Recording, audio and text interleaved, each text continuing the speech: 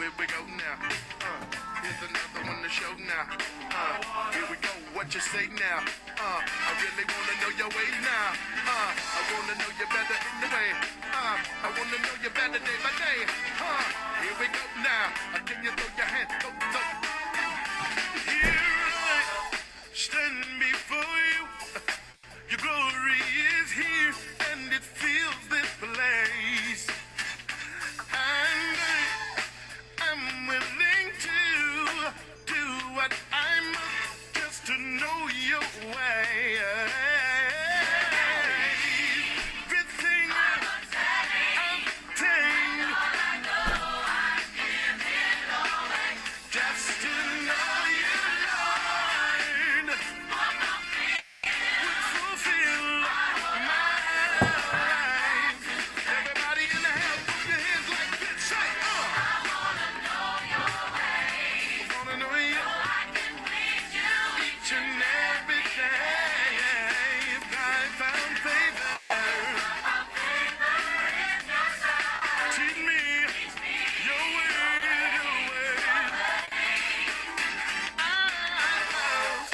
Not in myself, all the things I've learned, Lord, you know it's true. But I seek after one thing, to know your ways, and I will know you. This thing I obtain.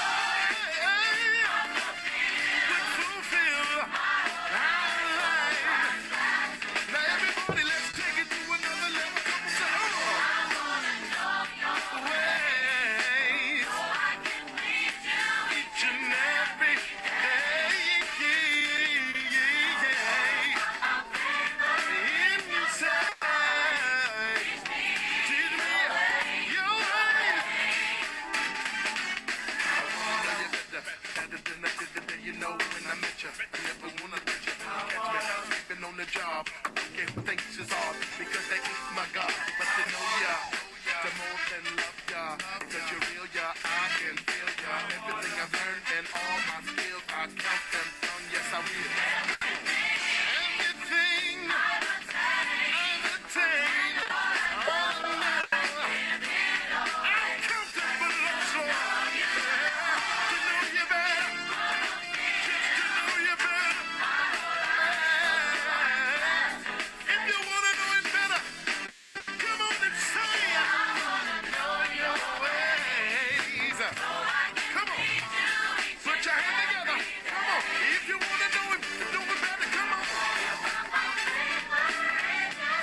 Yeah, this ain't for the squealing. Your ways, your ways. I got to know you by your resurrection, and as you suffer.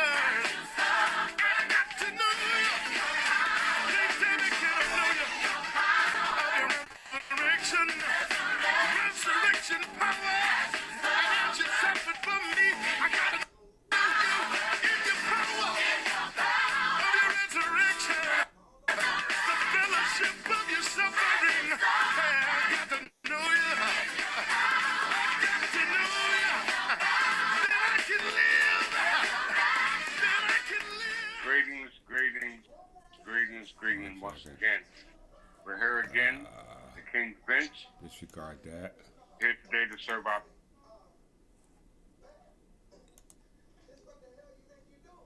Greetings. Greetings, greetings. I am King Clifford Jefferson, descendant of Godfrey the Fifth Caliban Jew, son of Folk, ruler of Jerusalem. I am the reincarnation of King Edgar, the Peaceful.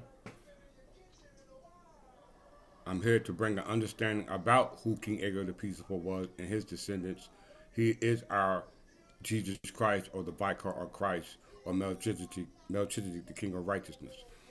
I greet you in the name of King Edgar, his heirs, his successors, and us as our predecessors, striving in the understanding about our illustrious history. It is December 6, 2025, which is equivalent to the Berber year 2975. I greet you in the name of my Queen Sister Goverson from the House of Goverson and all those who are here today trying to get an understanding about today's lecture, which is called The Berbers. We're here in England, i.e., now called America, before the Norsemen, okay, before the British, the French, the Spanish, etc. All right? Because all their history and knowledge about the New World, which we now call North America, came from the history going all the way back to what we call the Danes. Okay? So with that, let's get started with this marvelous lecture.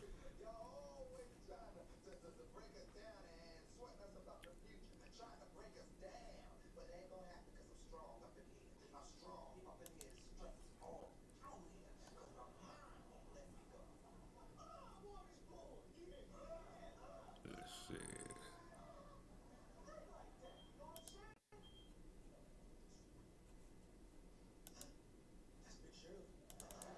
Once again, please take notes. Please take notes. Write these things down so that you can have them as a reference. Okay? Please take notes. It will never get any clearer than it will be today. Okay? All right?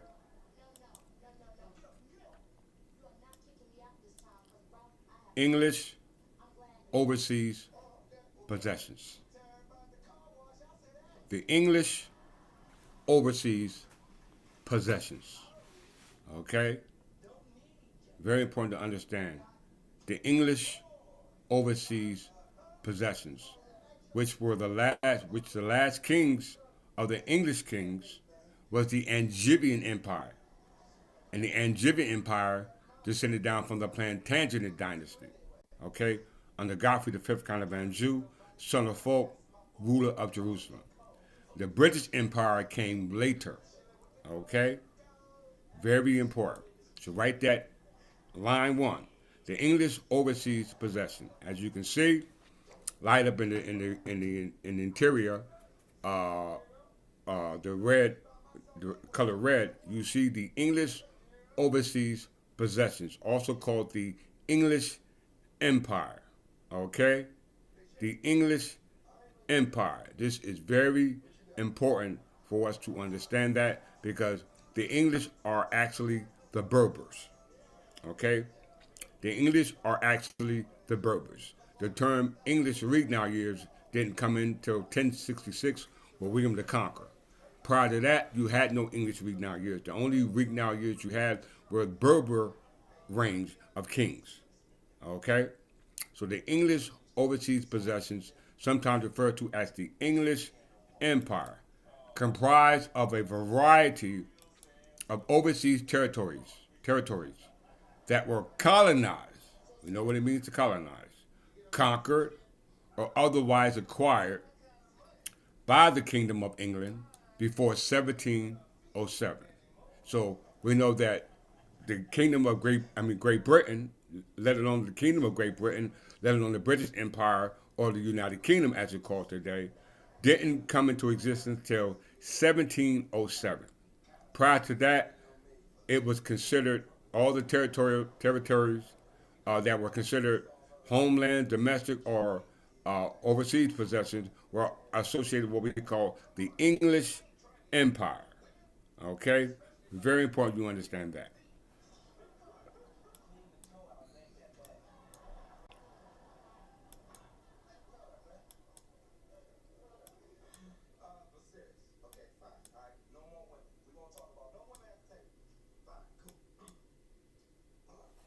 In North America, Newfoundland and Virginia were the first centers of English colonization, and I stress highly on the term English. Okay, all right. We don't throw the baby out with the bathwater. We identify with the word English as a result of the history, the note to those English, but we know they associate English with the Germanic tribes who migrated into Britain. Okay, as a result of the collapse of the Roman Empire. Okay, so we have to take that term English loosely. Okay, so it said North America, Newfoundland, and Virginia were the first centers of English colonization. During the 17th century, Maine, Plymouth, New Hampshire, Salem, Massachusetts Bay, Nova Scotia, Connecticut, New Haven, Maryland, and Rhode Island in province were settled. In 1664, New Netherland and New Sweden were taken from the Dutch, becoming New York, New Jersey, and part of the Delaware and Pennsylvania. Okay? Once again, I repeat, for all those who understand the geographical location of our homeland as Berbers, i.e. English Anglo-Saxon Berbers, all right, it states here in North America, Newfoundland and Virginia were the first centers of English colonization. When we say colonization, we now put English colonization in perspective to those who are identified with conquering, conquest. What did it say?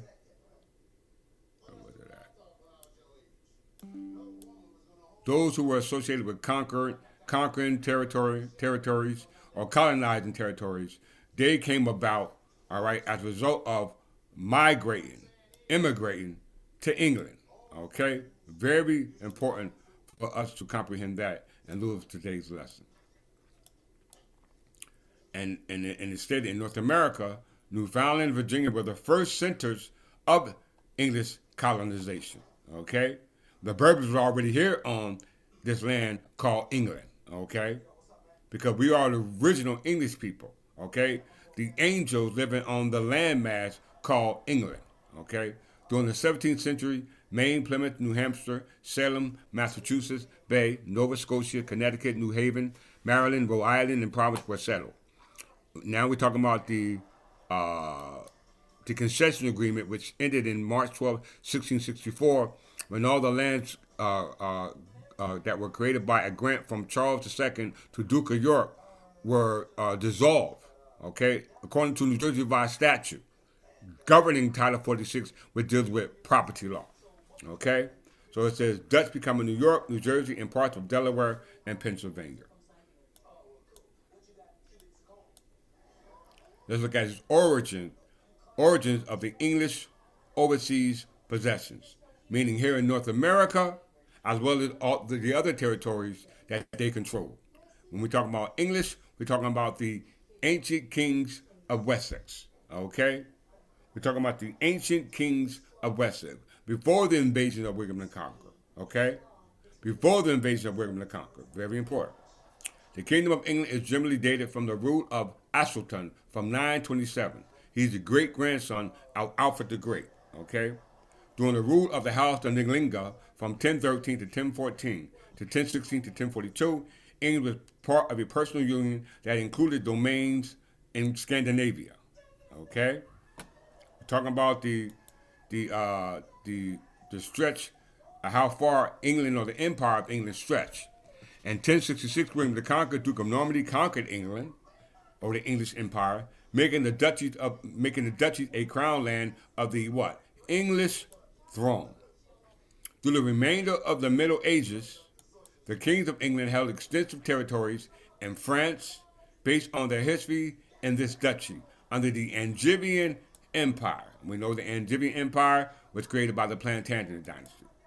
England formed part of a collection of lands in the British Isles. In France, it held the Plantagenet. Parts of England formed part of a collection of lands in the British Isles in France held by the Plantagenet dynasty. The collapse of the dynasty led to what they called the 100-Year War between England and France. At the outset of the war, the kings of England in France. Parts of the Kingdom of England ruled almost all of France, but by the end of it in 1453, only the Pale of Calais remained to them. Calais was eventually lost to the French in 1558. The Channel Islands, as the remnant of the Duchess of Normandy, retained their link to what? The crown to the present day. Okay? So we see the history of the English Empire and the overseas possessions from time immemorial, going all the way back to time out of mind. Okay? We see a display right here based upon the map. We know when we have a map, when they're dealing with cartographing the landmass, in order to get a better depiction of it, it must be from an aerial view.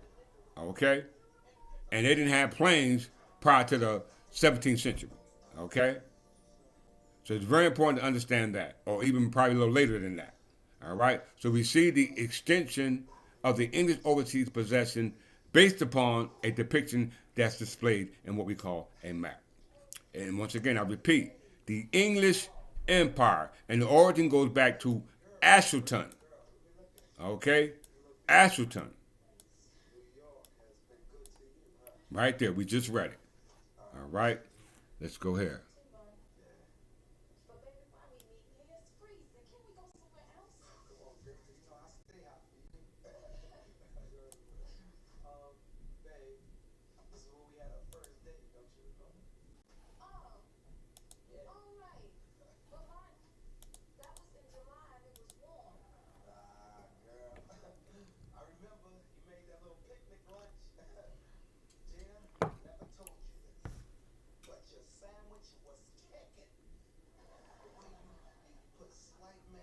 As you can see, New York Public Library. As I said, New York and New Jersey at one time was under the control of the Dutch. When it was surrendered to Charles II, it became New Amsterdam. Okay, all these other names came later. Okay, based upon their story. Okay, based upon the story they tell. But we looking here, it says a map of the English Empire. Okay, in the continent of America. So we're looking at the English overseas possessions, which is the English Empire, going all the way back to what? Alfred the great-grandson, Ashleton. It states here that the English Empire is in the continent of America.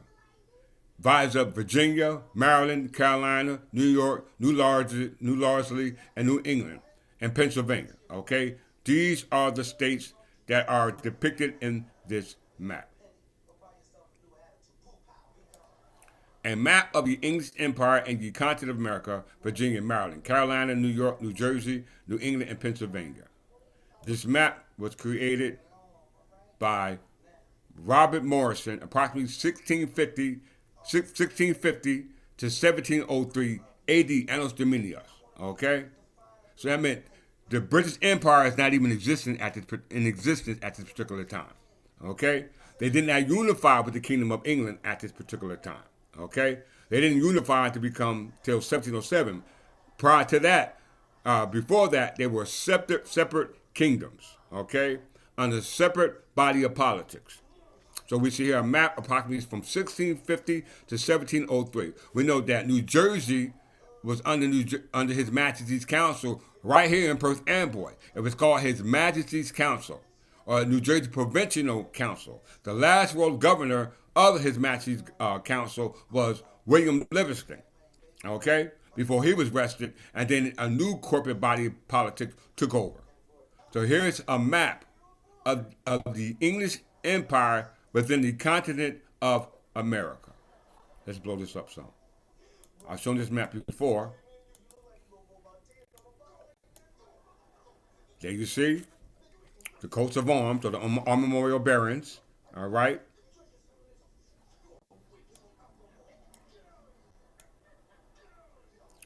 A map of the English Empire in the continent of America. All right? Virginia, New York, Maryland, New Jersey, Carolina, New England, and Pennsylvania. Okay? There's a map right here from, what was the date?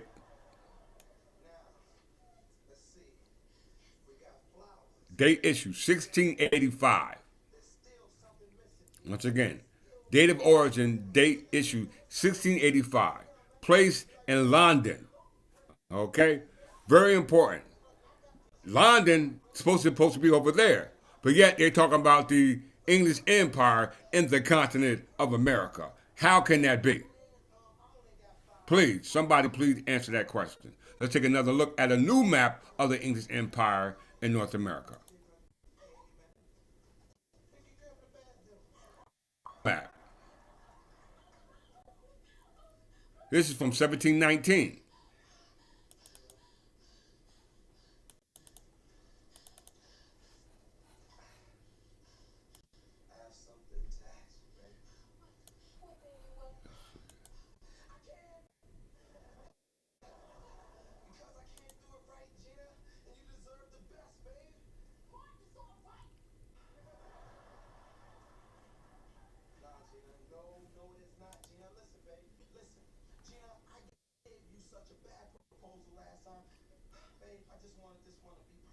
Bear with me.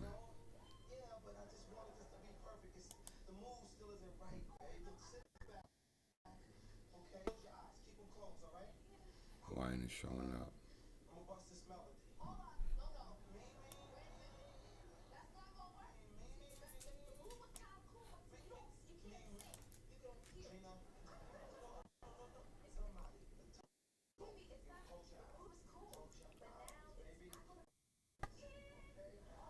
Right here.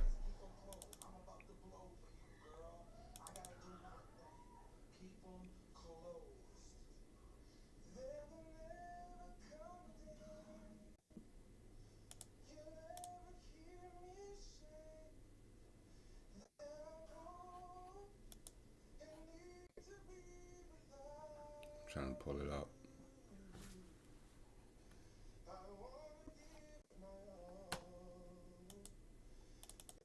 Come on.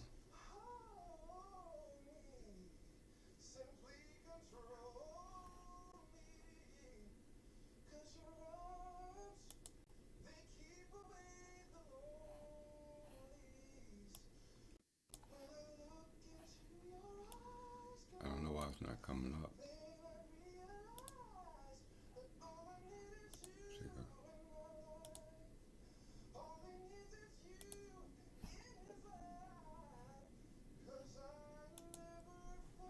Let me go out.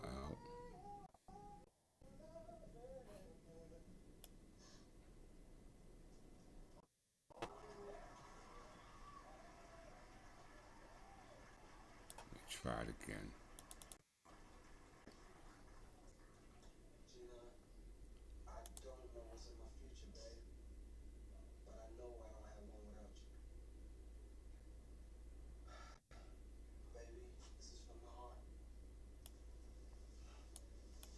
See if it pops up.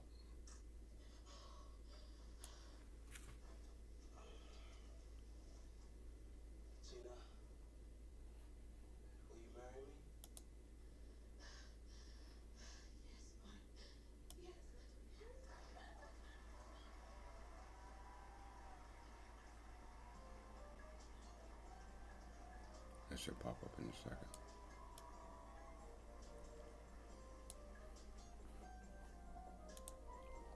Let's see if we can make it pop up quicker.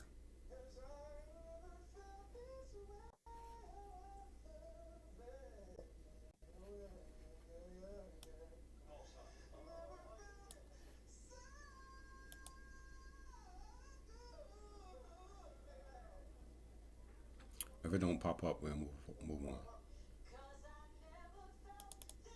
Popped up yesterday when I did it. Okay, I can do it better. Hold up, it might be it. Here we go. All right. So this map right here, this is a new map. The other one said a map of the English Empire within the continent of America. This one says a new map within of the English Empire in America. Virginia, New York, Maryland, New Jersey, Carolina, New England, Pennsylvania, Newfoundland, New France. Okay, so they even added New France to this one. Okay, very important for us to understand these maps here. Okay, let's blow it up.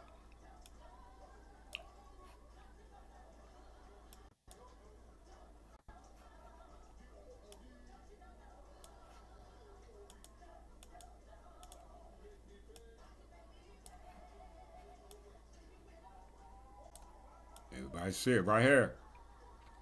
A new map of the English Empire in America.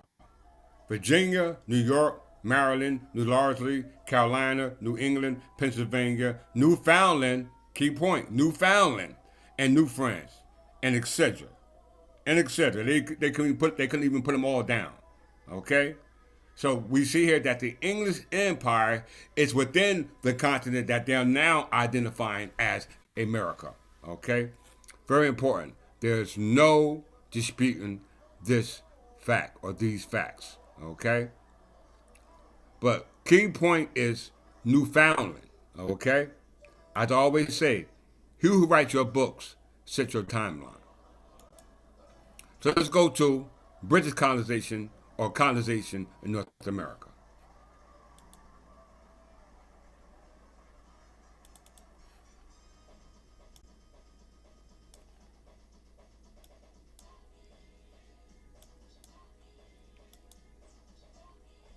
Once again, take a look at the map. Take a look at the map. You don't even see England on here. Okay, the colonies of Great Britain and the Americas, 1763 and 1783.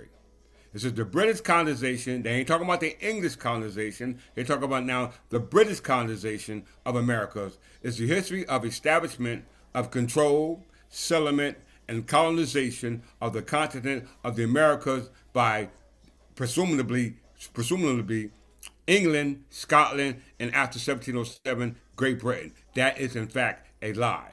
Those people trying to identify as English, but they are not English. They are in fact Scottish or British descendants or every other descendant other than the true English. Okay? Colonization efforts began in the late 16th century with failed attempts by England to establish permanent colonies in North America. English or the Anglo-Saxon Berbers were not colonized, and this was our original land. I'm going to prove it. These people trying to tell a story or re-narrate the story is telling a complete lie. But you must know history, and you must know the players in the history to get a better understanding of the history. Okay? Colonies were established in North America, Central America, South America, and Caribbeans.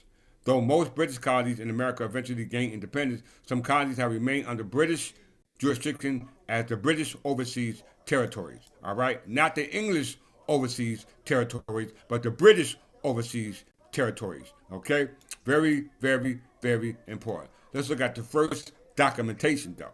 Okay? The first documentation.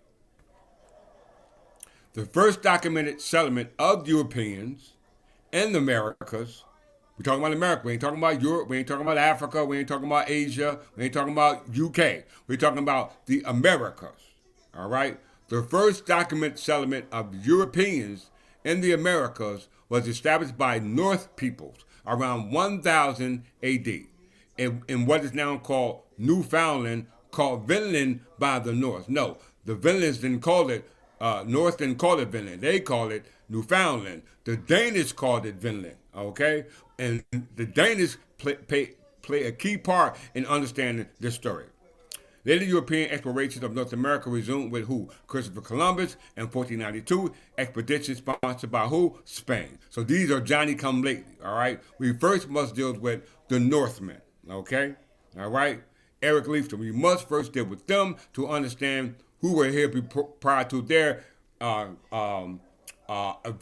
adventure over here, okay?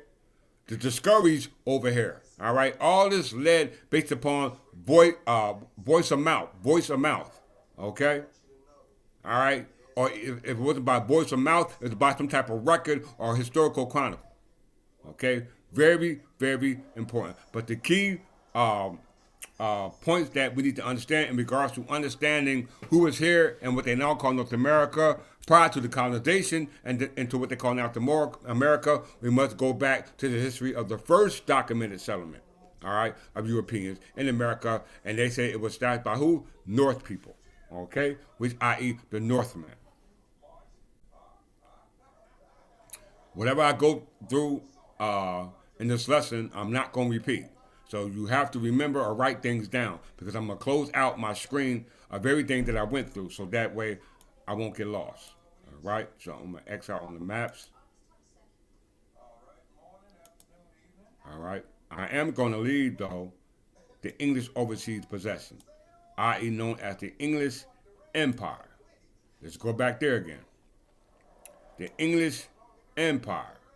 The origin goes back to the Kingdom of England, which apparently was an empire, okay, going back to 927, all right, dealing with Athelstan, before William the Conqueror or anybody else came into the picture, okay, and the last ruling kings of the Kingdom of England was the Plantagenet king, which left their descendants, or their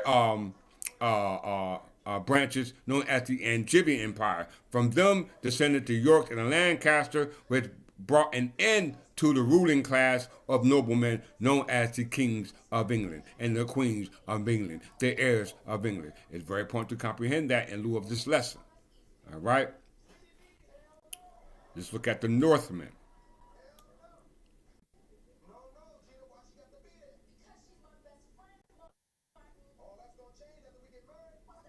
Write these things down, brothers and sisters.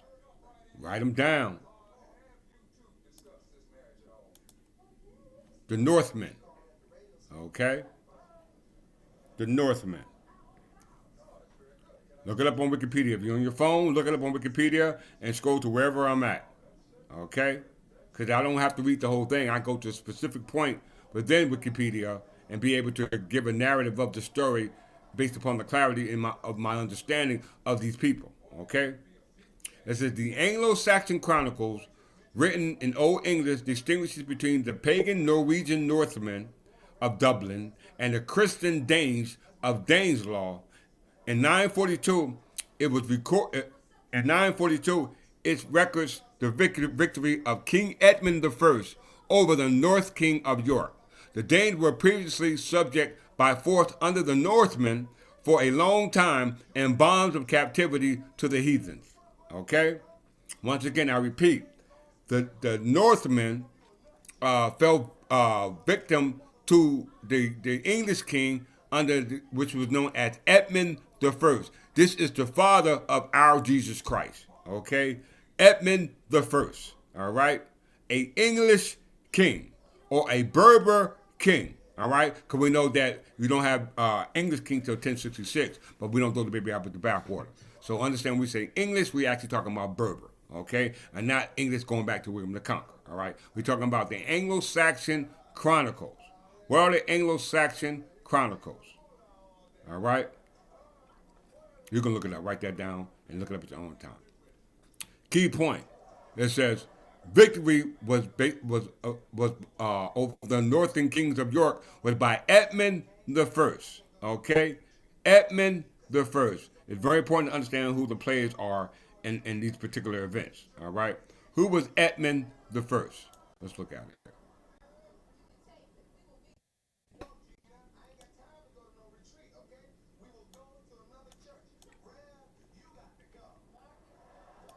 Edmund I, or Edmund I, was the king of the English from to 27 October 939 until his death in 946. He was the eldest son of King Edward the Elder and his third wife, Queen Edgifu, and the grandson of who? King Alfred the Great. After Edward died in 924, he was succeeded by his eldest son, Edmund, half-brother of Athelstan, okay, noble stone. Edmund was crowned after Athelstan died childless in 939. He had two sons, Edwig and Edgar. This is our Jesus Christ. Edgar the Peaceful, brother. Right there. Edgar the Peaceful. By his first wife, Elgifu, and none by his second wife, Ethelfled. His sons were young children when he was killed in a brawl with an outlaw in Buckler Church in Gloucestershire, and he was succeeded by his younger brother, Edred, who died in 955 and was followed by Edmund's son in succession. So Edmund I was the father of King Edgar the Peaceful. All right, he was the and he was the grandfather of King Edgar the Peaceful's son, King Edgar. What was his name? Ethelred the Unready. Okay, King Edgar's son Ethelred the Unready was the grandson of Asselton. Okay, and Asselton was the grandson of Alfred the Great. Very, very important. All right, to understand the family, the genealogy. Okay, let's go back. So it says that the Anglo-Saxon Chronicles, written in Old English, distinguish between the pagan Norwegian Northmen of Dublin and the Christian Danes of Danelaw. Danelaw is in England. Let's look at that real quick. Or what they call it England over there, when I'm telling you England is here. That will be considered an overseas possession, though, as well. As I said, the English overseas possession, a part of the English Empire. Danelaw, okay, was the part of England between the late 9th century and the Norman conquest under Anglo-Saxon rule, which Danish law applied. Okay? You hear that? Danelaw was a part of England between the 9th century and the Norman conquest in 1066 under Anglo and Saxon rule, and with Danish law applied. The Danelaw originated in the conquest and occupation of large parts of eastern and northern England by Danish Vikings in the late 9th century. Okay, so the characteristics of the Norsemen and the Danes are practically the same. They're parallel. Okay, very, very, very important. So now let's look at the Danes. Let's look at the Danes.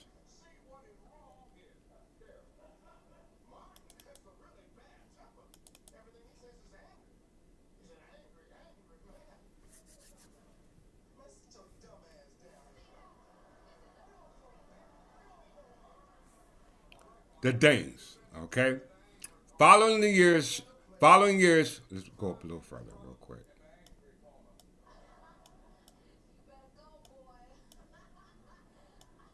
Right here. The first mention of Danes within Denmark is on the Jelling runestone, okay, which mentions the conversion of the Danes to Christianity by Harold Bluetooth. Harold Bluetooth is the father of Swing Forkbeard, okay? Swing Forkbeard. We're going to talk about him in a second, okay?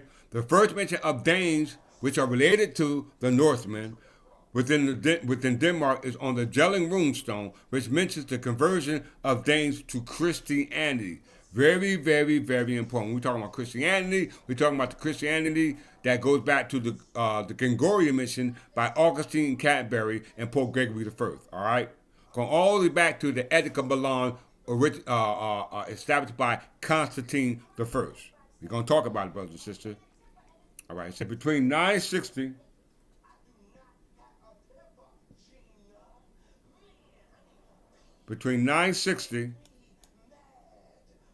and early 980, Bluetooth established a kingdom in the lands of the Danes, stretching from Jutland to Scania. Around the same time, he received a visit from a German missionary who, by surviving an ordeal by fire, according to legend, convinced Harold to convert to Christianity. The following year saw the Danish Viking expansion, which incorporated Norway and England into the Danish North Sea Empire. Listen, y'all. After the death of Canute the Great in 1035, England broke away from the Danish control. You hear that? After the death of Canute the Great, another Danish king, England broke away from Danish control. Canute's nephew Swing Erston, and from 1020 to 1074, re-established strong-walled Danish authority and built a good relationship with the Archbishop of Bremen. At that time, the Archbishop of all Scandinavia. Over the next century, Danish Empire expanded throughout the southern Baltic coast. Under the 14th century King Olaf II, Denmark acquired control of the Kingdom of Norway, which includes the territory of Norway, Iceland, and Faroese Island.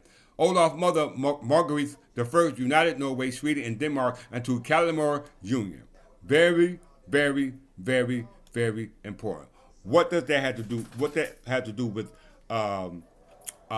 history in regards to who were here before the Northmen, before the Danes? Let's see. Let's go back to Leif Erikson.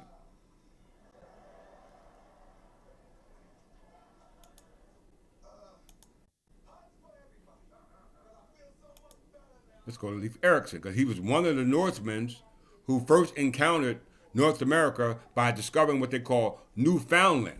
Okay? Newfoundland. Now, he was not the first European, but considered one of the first.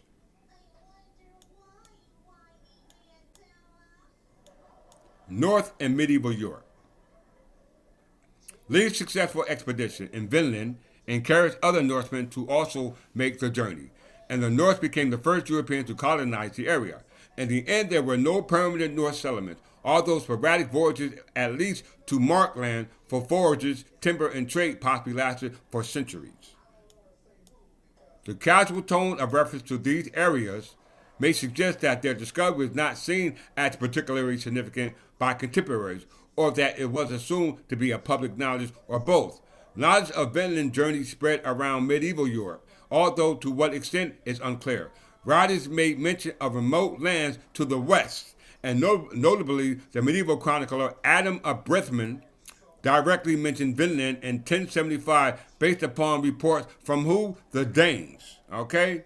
So Leif Erikson or Eric the Red got all their knowledge about the West, okay, or North America or the New World, all right, from the history in regards going back to the Danes, okay, and we know the Danes goes back to Canute the Great, Swingfolkbeard, Harold Bluetooth, all right, these people that you must remember, okay, you must know. So it says nobody, the medieval chronicler Adam Brimman directly mentioned Vinland based upon reports from the Danes. It has been suggested that the knowledge of Vinland might have been maintained in European seaports in the 15th century, and that Christopher Columbus, who claimed in a letter to have visited Iceland in 1477, could have heard stories of it. Okay, so they're only hearing stories about the New World. Okay, a particular territory in the New World is called what they now call Newfoundland, which according to the Danes were called Vinland. Okay, very, very, very important for us to understand that. All right. Who is Adam of Brimman?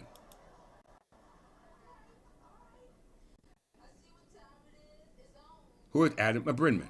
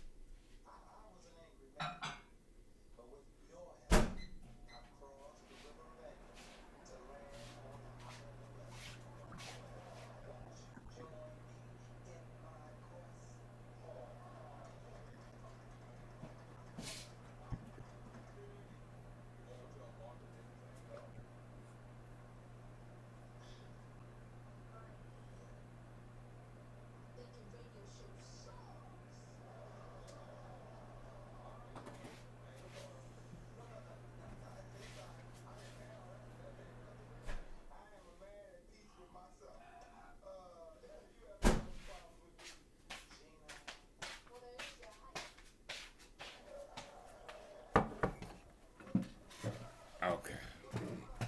North colonization of North America.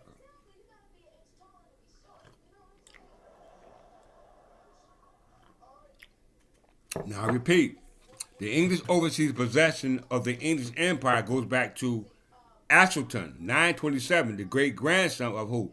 Alfred the Great. All right? Very important. But yet you see a map of the English Empire within the continent of North America from the 17th century and the 18th century. Okay? We know the maps, we didn't need to create maps if you're the indigenous people who inhabited the land. Okay?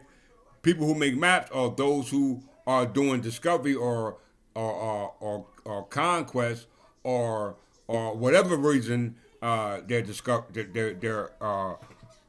going on the journey. All right, As we see here, the purpose of the journey was not just colonization, but conquest as well as commerce, etc. All right. Now we see here it says that Adam of Bremen was a German medieval chronicler.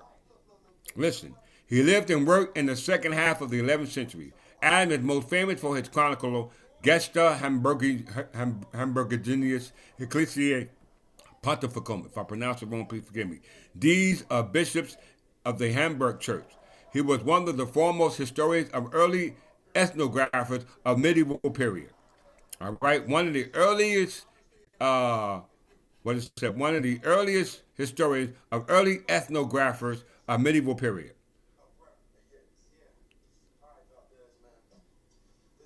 Ethnographer is ethnography, which is a branch of anthropology and a systematic study of individual cultures. It explores cultural phenomena from one point of view of the subject of the study.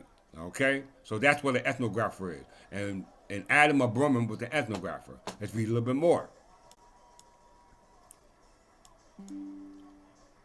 In his chronicles, he included a chapter mentioning the North Outpost, an outpost of Vinland, and was thus the first European to write about who the New World.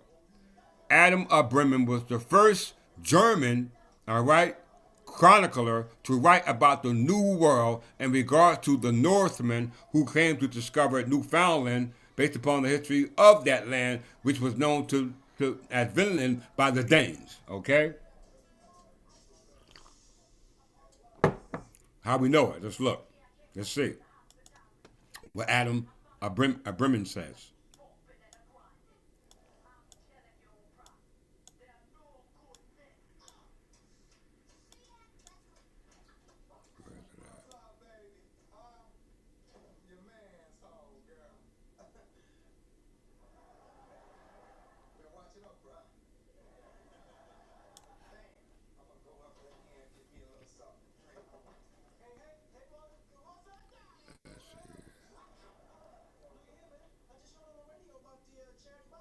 Let's go to Vinland now.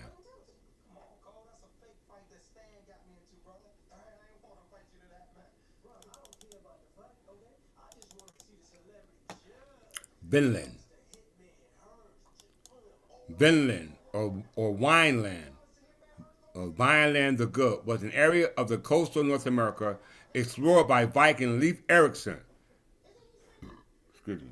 Landed there around 1000 AD, nearly 5 centuries before the voyage of Christopher Columbus. Okay? Very important, but once again, his narrative comes from Adam of Bremen based upon the story of Vinland that was told by the Danish. Okay? It's very important to understand how the Danes play a bigger part in the cover up, a big part in the cover up. Let's see.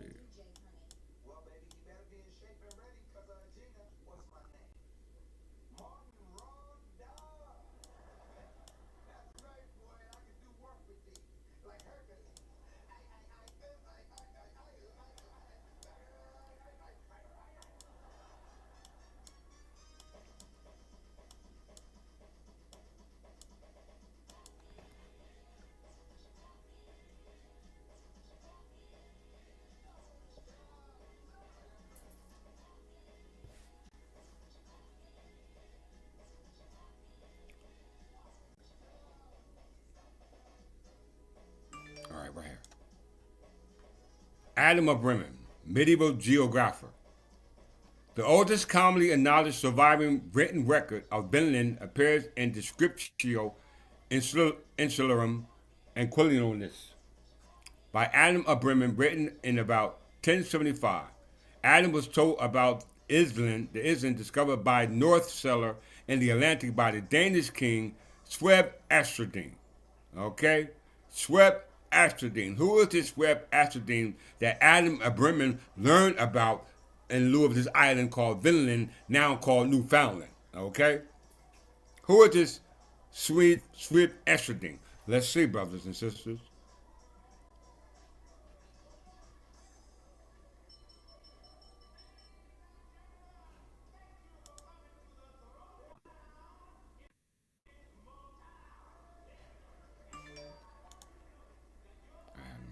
King II of Denmark. Right here. Right here. Listen, brothers. Sweyn II of Denmark. Okay? Sweyn II of Denmark. And Sweyn Danish and Sweyn Olfsson was king of Denmark from 1047 until his death in 1076. He was the son of Ulf Thorberson and Estrid Svindadal, if I'm pronouncing, please forgive me, and the grandson of Sweyn Forkbeard through his mother line, okay? Not patrilineal, but matrilineal, okay? So we see that, once again, Adam of Bremen, okay?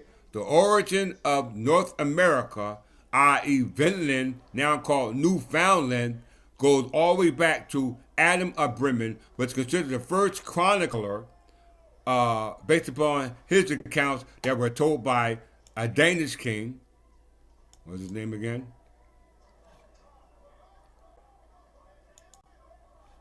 By a Danish king, Svend Estridin, which was Sweyn II of Danish, okay, was king of Denmark from 1047 until his death, 1076, okay? Very important that we make that connection, especially in regards to what we call in North America. Pacific territory in question, Vinland, now called Newfoundland, okay, which was a part of the English Empire, okay, within the continent of what we call America, all right?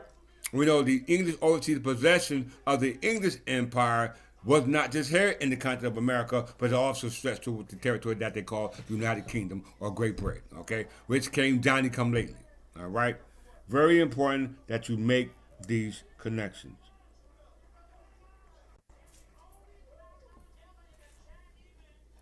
Once again, the oldest commonly acknowledged surviving written record of Vinland appears in the Descriptio Insularum Aquilonis by Adam of Bremen, written in about 1075 AD. Adam was told about this island discovered by the Norse sailors in the Atlantic by the Danish king Svend Estridin. So let's look at him. Sweyn II of Denmark, but also known as Sweyn of Estridin, okay, was king of Denmark from 1047 until his death in 1076. He was the son of Ulf Thorkelson and Estrid Svindadal, and the grandson of Sweyn Forkbeard through his mother line. He was the grandson of Sweyn Forkbeard, brothers and sisters. All right? This cannot be overlooked. All right? Who was Sweyn Forkbeard? Because we're talking about knowledge of North America at the time of the 11th century, okay? All right? Way before Christopher Columbus or the Spanish crown, okay? We're talking about England, okay? And we're talking about those who immigrated to England, all right? Before William the Conqueror invaded England, okay? We're talking about Danish and the Northmen, okay? Which were, in fact, barbarians, okay? Barbarians. Let's keep it real.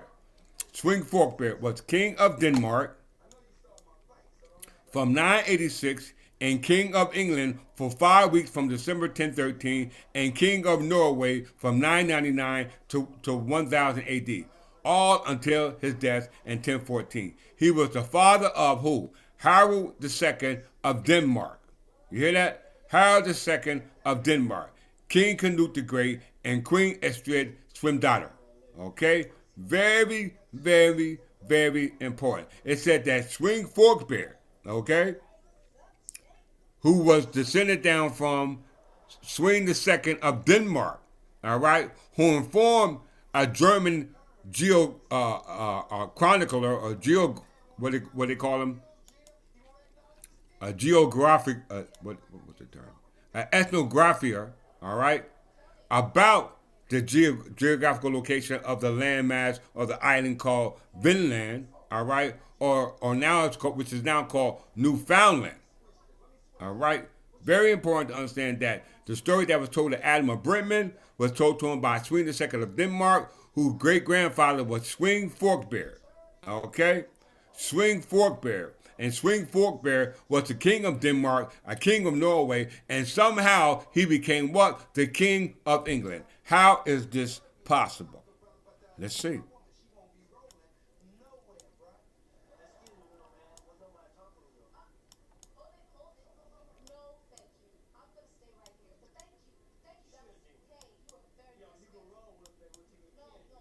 Life. Historiographical sources of Swing's life include the Anglo-Saxon Chronicle, where his name is rendered as Swingen. Adam of Bremen's, all right, we're talking about him, 11th century deed of the Bishop of Hamburg, and Snorre Sturluson, 13th century Hamskringla, forgive me if I pronounced it wrong, conflicting accounts of Swing's later life also appear in other accounts, all right, in other accounts. As we can see here, if you look in the box, he was king of Denmark, he was the king of Norway, and he was king of the English. Okay? He was king of the English. Who was the king of English prior to Swing Forkbear? Ethelred the Unready. You see that? Ethelred the Unready. Who was successor after Swing Forkbear? Ethelred the Unready, the son of King Edgar, Jesus Christ. Okay? We must understand the timeline and those who are supposed to be part of this timeline and those who are not supposed to be part of the timeline. Okay? We see that it says here 11th century Latin encomium in honor of his son King Newt, Queen Emma of Normandy. King Emma of Normandy was married to Ethelred the Unready, the son of Jesus Christ. Okay? So Ethelred the Unready was the king of England before Swing Forkbear. Okay? And Swing Forkbear was the son of who? Harold Bluetooth. Right there. Harold Bluetooth. You know what the Bluetooth symbol is, right? That's where that come from. All right? If I got time, I'll talk about it. But for the sake of the lesson, I have to continue on. All right. So we see Adam of Bremen, all right, was informed about North America, specifically the what they call the Northern Front, all right, which they identified it as Vinland, later to be known as what they call Newfoundland. We know all of that sits within the English Empire, okay? It sits within the English Empire according to the map that we just shown, okay? Because the English overseas possession goes back to what? Asherton, the great-grandson of who? Alfred the Great. So Swing Forkbear, we see here. Let's look at Harold Bluetooth.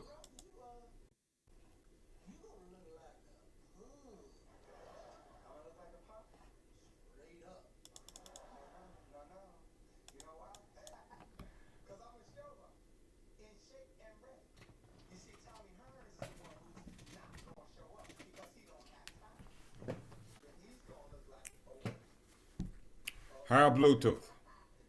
Harold Bluetooth was the king of Denmark and Norway.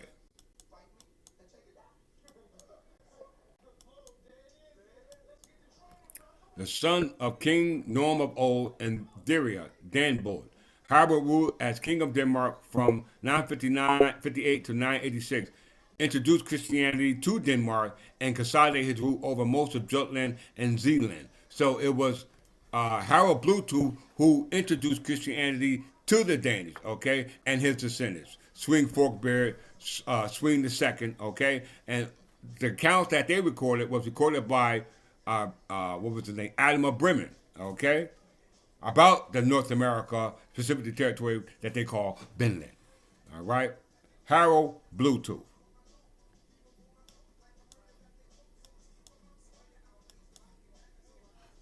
Harold ruled as King of Norway following a assassination of King Harold Greycloak of Norway, was more tenuous, most likely lasting for no more than a few years in 970. Some sources say his son Swing Forkbear forcibly disposed him from his Danish throne before his death. All right, so Harold Bluetooth, Swing Forkbear, Swing the Second of Denmark. Okay, all these were Danish, okay, who knew about Vinland before the Norsemen knew about him, i.e. Leif Erikson. All right, This is very, very, very, very important because as we read in regards to the Danish history, the Norseman history, they were under the control of Edmund the First. Okay, then we read that they were under control of Edmund the First. Let's look at it.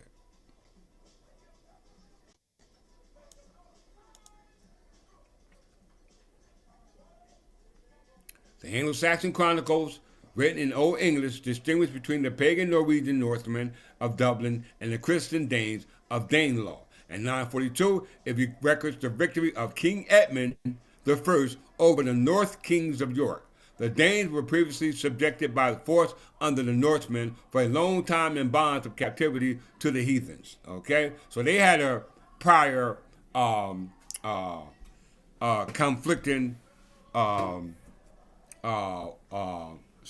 history in regards to the wars that they fought against themselves, let alone the wars and the conquests and invasions against the English, i.e. the Anglo-Saxon Berbers. Okay, very important. So the Anglo-Saxon Chronicles record the history of the Northmen, all right, being subject to the English king, King Edmund I, a king of Wessex. Okay, very, very, very important.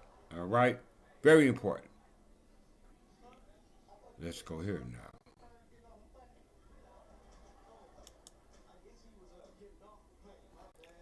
England in the Middle Ages.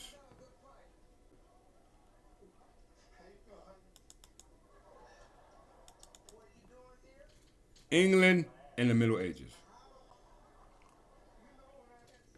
Now, I just said the Northmen were subject to Edmund I, right? I just said it. King Edmund I was the father of King Edgar the Peaceful, which was Jesus Christ, okay? Now, let's go back to England in the Middle Ages, all right? England in the Middle Ages, okay? Let's look at it.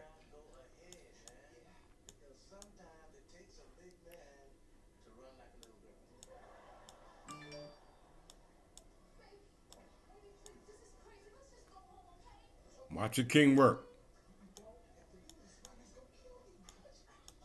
Watch your king work.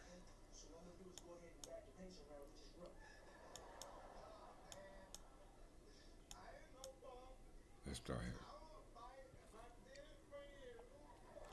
In 1789, however, the first Scandinavian raids in England began. These Vikings attacks grew in number and scale until in 865, the Danish Great Army invaded England. Okay? So not only the Northmen invaded England, but the Danish invaded England. Okay? Known as the Great Army. Captured York and defeated the kingdom of East Anglia. Mercia and Northumbria fell in 875. In 876, and Alfred of Wessex was driven into internal exile in 878. Okay? We must understand the history. However, in the same year, Alfred won a decisive victory against the Danes at the Battle of Edington. Now, the Danes know about Vinland. They know about North America, brothers and sisters. All right? Which is now called Newfoundland because Leif Erikson found out about Vinland from the Danes going back to Swing Forkbeard, and Swing Forkbeard was the king of English. All right? He became successor, a king of England after Ethelred the Unready, which was the son of our Jesus Christ, King Edgar the Peaceful. Okay? Very important that you make this connection. Because a lot of you won't. However, in the same year, Alfred won. We're talking about Alfred the Great. Won a decisive victory against the Danes at the Battle of Edington, and he exploited the fear of the Vikings' threat to raise large numbers of men and using a network of defending towns called boroughs, now called also called shires or counties, to defend the territory and mobilize royal resources. Okay, this is a result of Christianity. Okay, this is resulted from Christianity upon the English Church by the Church of England, which is the Roman Catholic Church, going all the way back to what they call the what was it called? The Great Conspiracy. Okay, we're gonna talk about today. However, in the same year, Alfred won a decisive victory against the Danes at the Battle of Eden. So these are not family members, okay? All right? The Northmen nor the Danes are not descendants of who? The English, which are in fact Berbers, brothers and sisters. All right? They're Berbers. So, however, in the same year, Alfred won a decisive victory against the Danes at the Battle of Edenton, and he exploited the fear of the Viking threat to raise large numbers of men and used a network of defended towns called Berbers to defend his territory and mobilize royal resources. Suppressing internal opposition to his rule, Alfred contained the invaders within a region known as what? Dane's Law. We just talked about that, okay? Under his son, Edward the Elder, his grandson, Asselton, all right? Asselton, let's go back to the English overseas possession.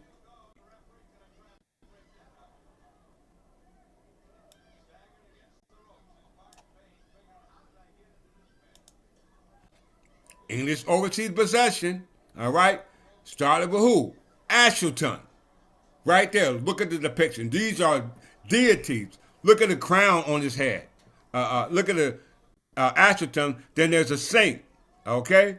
These are all those who are part of the monasteries that were created at that time, who followed the Benedictine under the rules of Saint Benedict, okay? Which was a school of black monks, okay? So we see the Kingdom of England, or the English Empire, as well as the English overseas possessions that were controlled by the English Empire, which was an itinerant court, which was a moving government, goes all the way back to Asselton, okay? Goes all the way back to Asselton. Before and after, okay? Which being subject to Danish attacks, okay? Or northern attacks. Very, very important that we understand that. All right, let's go back to it.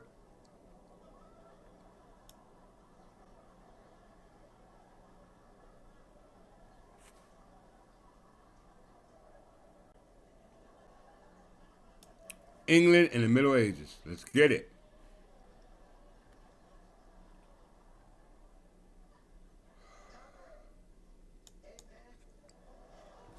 Under his son, Edward the Elder, we're talking about Alfred the Great's son, Edward the Elder, and his grandson, Asselton, Wessex expanded further north into Mercia and to Danelaw, and by the 1950s, the reign of Edred and Edgar, who was the sons of Edmund I, okay, which the Norsemen were subject to, okay? The Norsemen were subject to who? Edmund I, the father of Edred and Edgar, okay?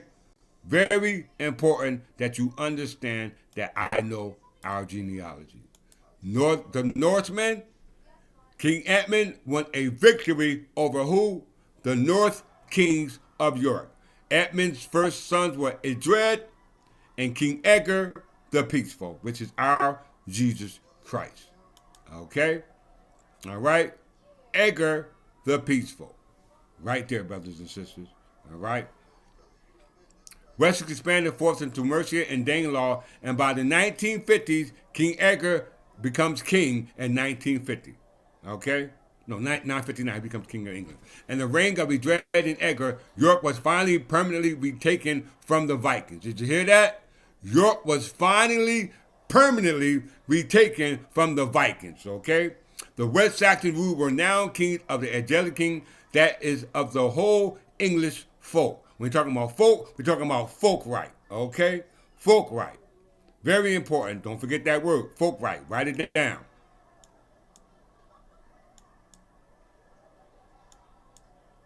With the death of our Jesus Christ, okay?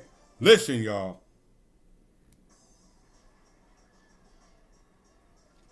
With the death of King Edgar, the King of Peace, Jesus Christ, however, the royal succession became what? Problematic. Ethelred took power in 978, which is Ethelred the Unready. Right? Ethelred the Unready. Let's go right back here, right, to Swing the Second of Denmark. Swing Forkbear. Swing Forkbear. All right? Before Swing Forkbear became an English king, who was king of England? Ethelred the Unready. Who succeeded the Danish king? Ethelred the Unready, the son of who? Jesus Christ. Okay? So you must understand England in the Middle Ages. Okay? With the death of Edgar, however, the royal succession became problematic. Ethelred the Unready took power in 978 following the murder of his brother Edward. But England was then invaded by who? Swing Forkbeard, the son of a Danish king. Come on, man. Can I get hands up? Can I get some claps for this? Who else is putting this together? Attempts to bribe Swing not to attack using Danegeld payment failed, and he took the throne in 1013. Swing's son, Canute the Great, liquidated many of the older English families following his seizure of power in 1016. Ethelred's son, Edward the Confessor, all right, Edward the Confessor, which was the last king of the kings of Wessex, i.e., the kings of England, of the English Empire, before William the Conqueror invaded England. Okay? Very, very, very, very, very important. Edward the Confessor was the son of Ethelred the Unready. Okay? Very important to understand that. Swing's son, Canute the Great, liquidated many of the older English families following his, you hear that? Liquidated many of the older English families following his seizure of power in 1060. There go your birthright, brothers and sisters. Ethelred's son, Edward the Confessor, had survived in exile in Normandy and returned to claim the throne, where in 1042. Edward was childless and the succession again became a concern. That's very important to understand because in 1066, check it out.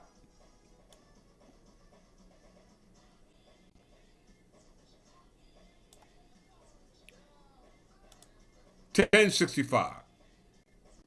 William the Conqueror invaded England in 1066. Okay? Edward the Confessor was the son of who? Ethelred the Unready, the son of who? Our Jesus Christ, King Edgar the Peaceful. Okay? October 3rd, Northumbria revolts against Tosin Godwinson, a Danish king who is in exile. He takes refuge with his brother-in-law, Count Baldwin of Flanders, a Frankish king in modern Belgium. The Northumbrian nobles choose Morcar or Morcar as Earl of York. December 28th, Westminster Abbey is consecrated by who? King Edward the Confessor. Okay? King Edward the Confessor. But these are not English kings. Why? Because do you see an English written on your hair? No. No English king here. You see a Berber calendar here because those English kings were in fact Berbers. Okay? Very, very important that you make this direct connection. Let's go back to the Middle Ages.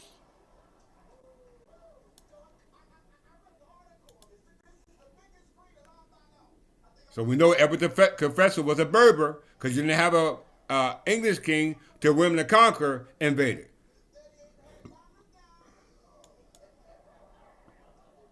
All right.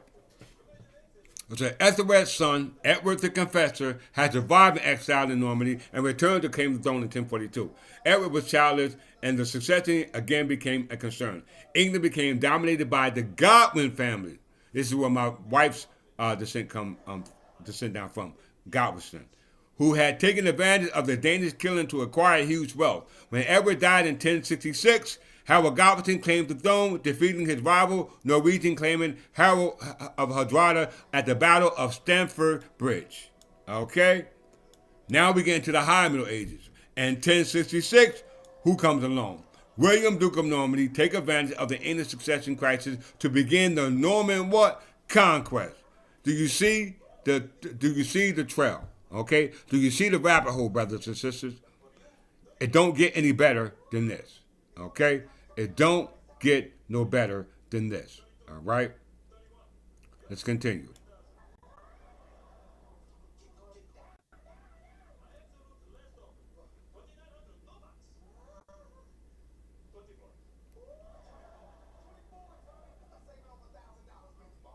Okay, let's go ahead. We know the English overseas possession goes back to Ashleton, okay? And Ashleton was the great grandson of who? Alfred the Great, okay? Alfred the Great unified the kings into what they called a heptarchy, which was 7 kingdoms, okay? Which is right here.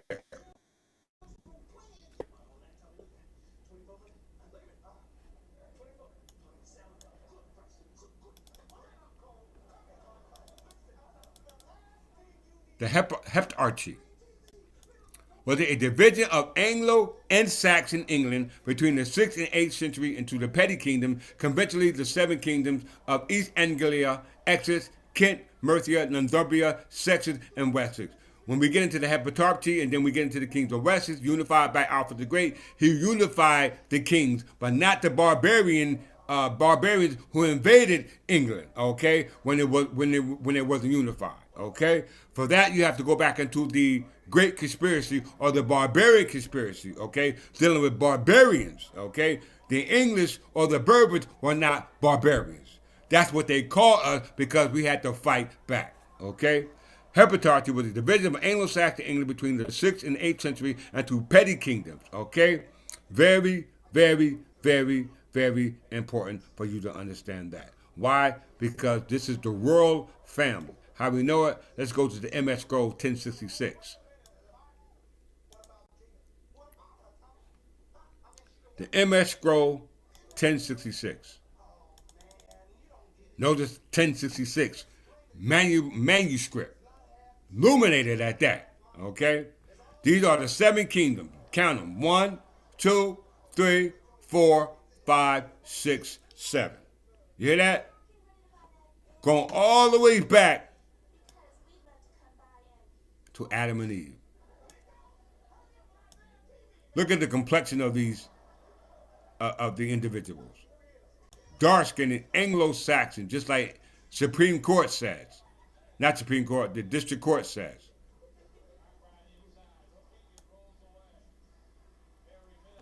This is an illuminated manuscript. I've shown it before. Going from Noah, Adam and Eve, Noah, all right, all the way up to Roman rule, all right, and once the Roman conquest, when Rome fell, then came the Great Migration of the Saxons, all right, which are the Germans, all right. We must understand that these are the ones who are foreigners, not us, okay.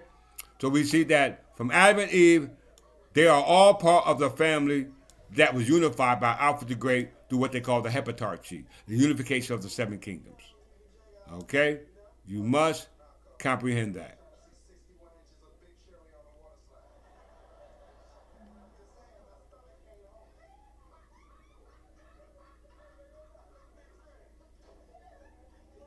Right there.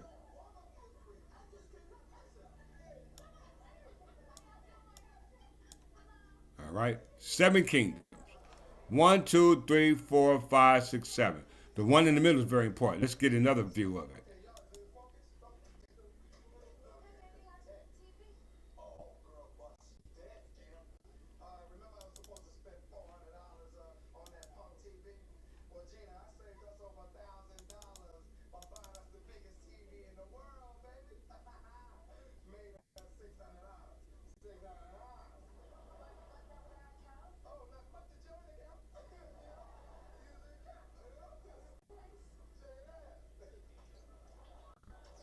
All right. As you can see, from Penn's Library, all right, Pennsylvania, University of Pennsylvania, all right, which is within the one of the states within the empire of the English, within the empire of the English. Okay, Pennsylvania was there. We know Pennsylvania was settled by colonizer, i.e., William Penn, through the Lottery of Season, which is the Twig and Twerk ceremony going back to Ashton. Okay. Yes, the Twig and Twerk ceremony, that's alive and well of New Jersey, in New Jersey Revised Statute 46:3-9. The proper form of conveyance of intel estates to the heirs, that would mean you, all right, by lottery of season, contrast to adverse possession, which resulted from common recovery, which was changing intel into fee simple. Okay? Very important. As you can see here,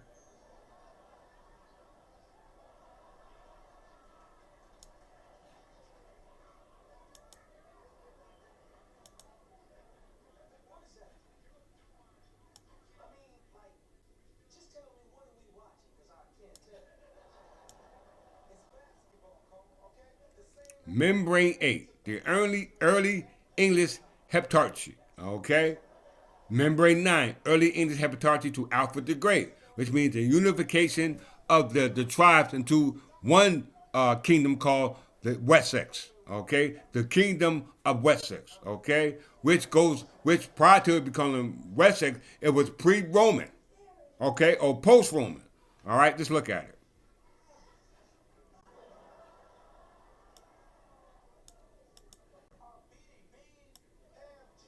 Let's see what I want to come up.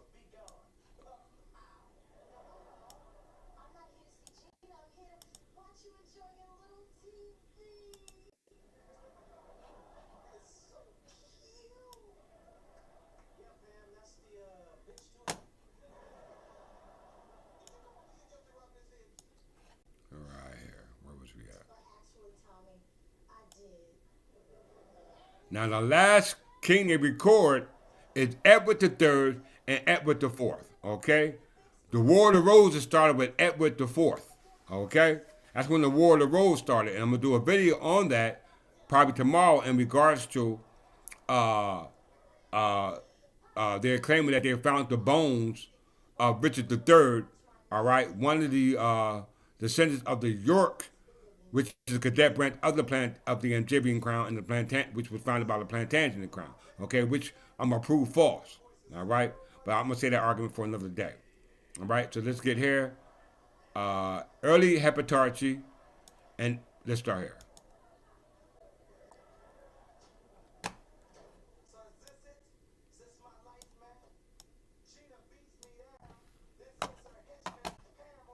Okay, here we go.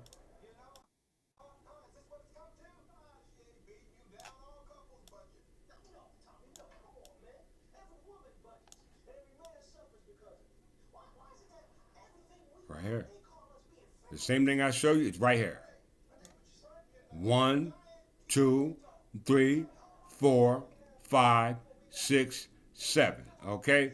This was known as the unification of the tribes by Alfred the Great, which was a result of the attacks that were created by barbarian tribes who invaded England. Okay? Very, very, very important to understand why the king of Wessex was established from the heptarchy, which were separate tribes of the same family. Okay, all right.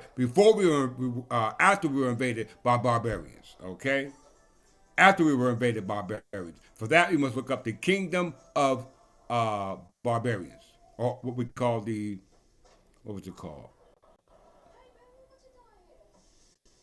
Well, the barbarian kingdoms. Let's look at that. The barbarian kingdoms. All right? Let's connect these dots, brothers. Background: barbarian kingdoms. The rise of the barbarian kingdoms in the territory previously governed by Western Roman Empire was a gradual, complex, and largely intentional process. Their origin can ultimately be traced to the migration of large numbers of barbarians, i.e., non-Roman people, into a territory of the Roman Empire.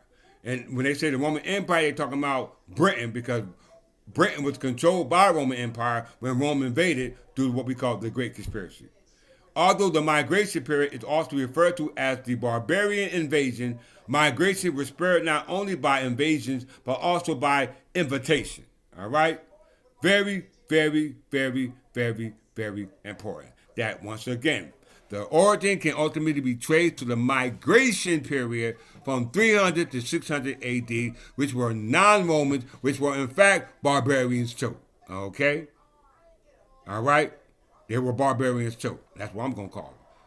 But let's see what happened as a result of the barbarian invasions into England during the migration period after Rome fell, okay, in the 4th century. Let's look at it.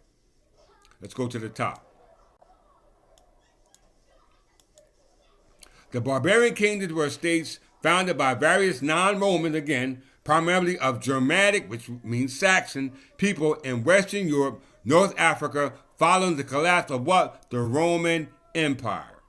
In the 5th century, the barbarian kingdom was the principal government in Western Europe in the early Middle Ages. The time of the barbarian kingdom is considered to have come to an end at the time of Charlemagne coronation as emperor of all Rome, though a handful of Anglo-Saxon kingdoms persisted until being unified by who? Alfred the Great in 886. Okay?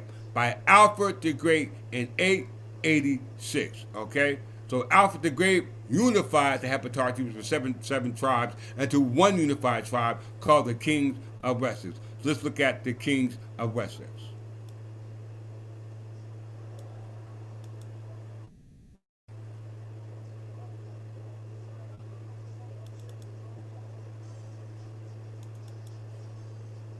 Look at it, y'all.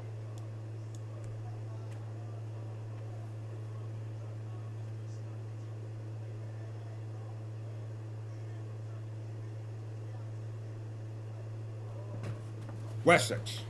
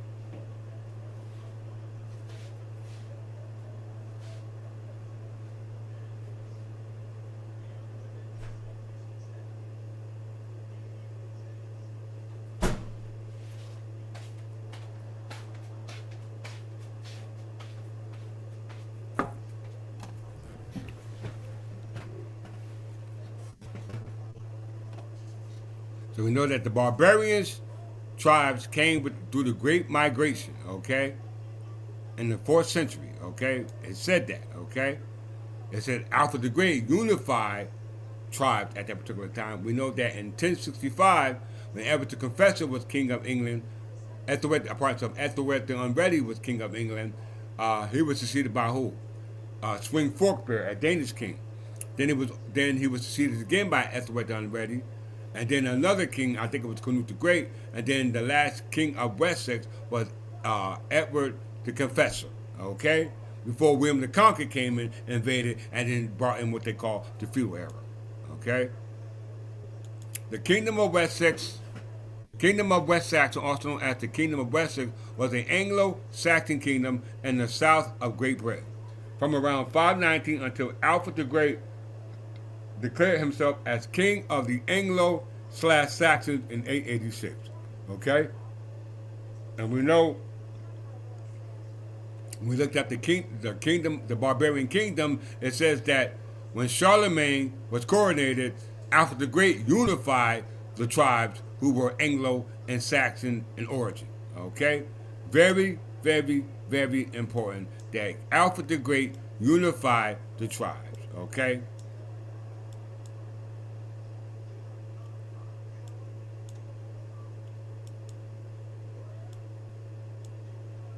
If you look at it says preceded by sub-Roman Britain. Okay? So sub-Roman Britain is pre-Roman. Okay? Once again, sub-Roman Britain is pre-Roman. Okay? Then it became the Kings of Wessex, known as the Kings of England under the Kingdom of England, which at that time was an empire. Because when we go back to England's overseas possession, it was ruled by King Alfred the Great's grandson. Okay? Right there.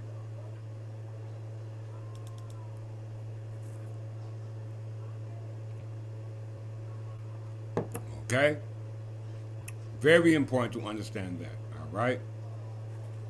It said the barbarians, which were non-Romans, didn't come until what? The migration period. Okay? The migration period. Before we even talk about the migration period, we know the migration period was a result of Christianity, okay, upon the Anglo-Saxon tribes. Okay? Very important to understand that. All right? And the Anglo-Saxon side were in fact Berbers, because when we go back to the calendar, there is no English Regnal year. All right?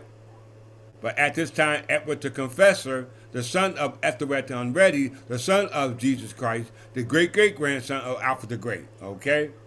All kings that were listed on the MS Code 1066. Okay?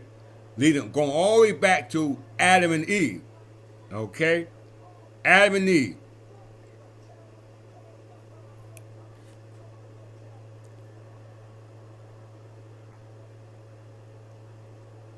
Let's look at the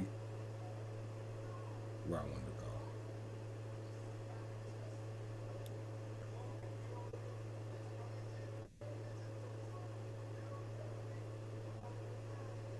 Let's look at Anglo-Saxon law. Let's look at Anglo-Saxon law, brothers and sisters.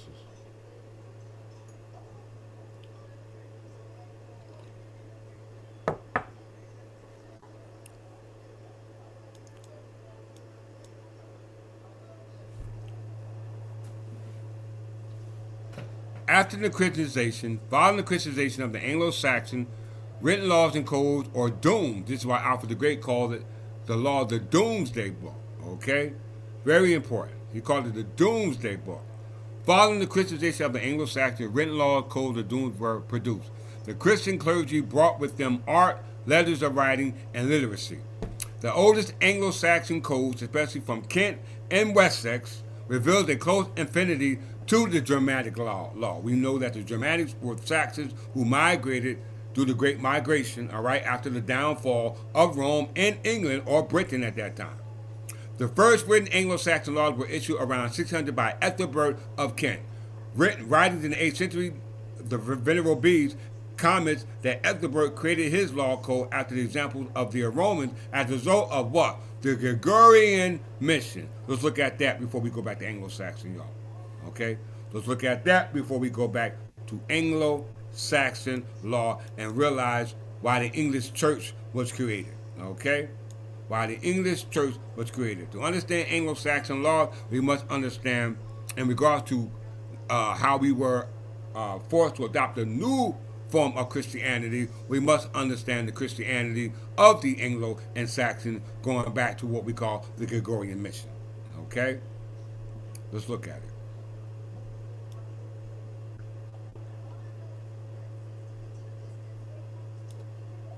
The Gregorian mission.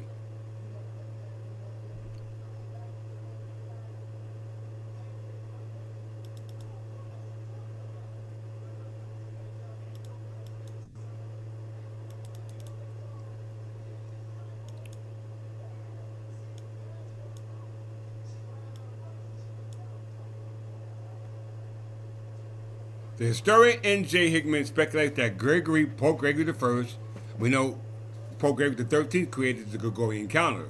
So he descended down from Pope Gregory I, who created the Gregorian mission to convert all the Anglo-Saxons unto Christianity that stemmed from the Roman Catholic Church, going back to what we call the Great Conspiracy. Okay? The Great Conspiracy. The history of N.J. Hickman speculates that Gregory had originally intended to send the British slave boys as missionaries. Until 596, he received news that Luhar had died, thus opening the way for more serious missionary activity. Hickman argued that it was a lack of any bishop in Britain which allowed Gregory to send to Augustine of Canterbury with orders to be consecrated as bishop if needed. Another consideration was that cooperation would be more easily obtained from the Frankish royal courts as they no longer had their own bishops and agents in place. Okay? We're talking about representatives, brothers and sisters. Higham theorized that Gregory believed that the end of the world was imminent and that he was destined to be a major part of God's plan for what? The apocalypse. His belief was rooted in the idea that the world would go through 6 ages and that he was living at the end of the 6th age. Y'all better listen. A notion that may have played a part of Gregory's decision to dispatch the mission. Okay? He believed that he was living in the 6th age. What are the 6 ages?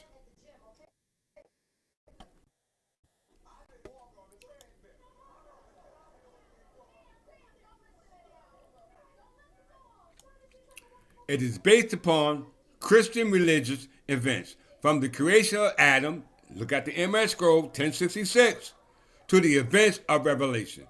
The sixth, and we know that the MS scroll ends with Edward the Fourth. Okay? All right, very important. That's when war broke out, the 100-Year War, the War of the Roses, all right, which is the reason why we're in the situation today. It is based upon Christian religious events from the creation of Adam to the events of Revelation. This is all a fictitious story based upon the narrative, but nonetheless, it became a legal fiction. We'll talk about it in a second. The sixth age of history, which with each age lasts approximately 1,000 years. All right, so the end of the age will be 6,000 years. We're widely believed in the use throughout the Middle Ages, and until the Enlightenment, the writing of history was mostly the filling out of all or some part of this outline. Okay?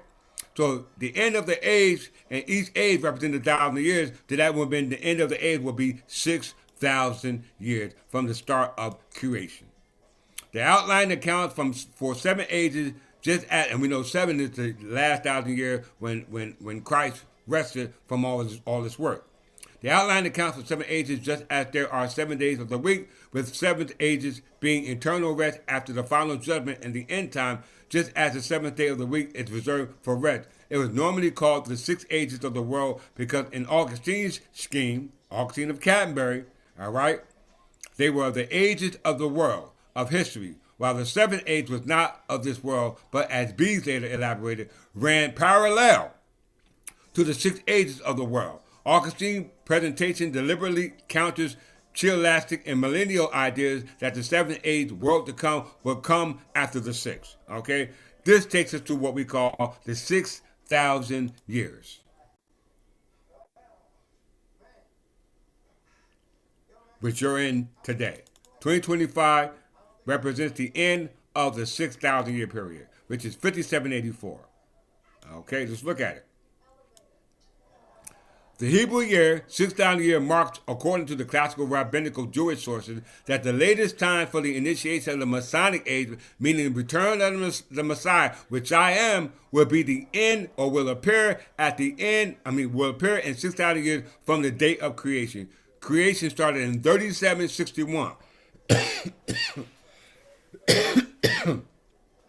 Creation started in 3761, okay? The current 2025 or 2026 in the Hebrew year is 5786.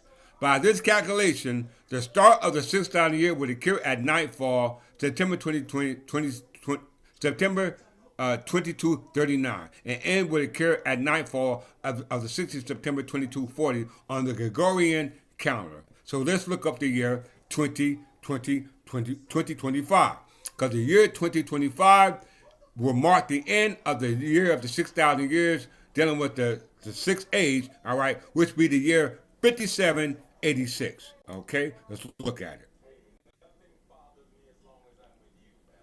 2025. Why do you think all this stuff is coming out? The year 2025, which was under the Gregorian year, and the Berber year is what? 2975, as I always say. Okay? And the Hebrew Bible, the year is 5785.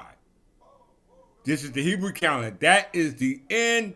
This represents the sixth ending of the 6th age and the beginning of the 7th age, or the beginning of the last 1,000 year period. Okay? When you go back to year 6,000, what it said, according to tradition, the annual Mundi calendar starting at the time of creation, placed at 3761 BC, which would be the year 950 AD, Annos Dominios. The year 950 AD will be the year of creation of the world, according to the Hebrews. The year 2025 will be the year 5786, will be the what we call the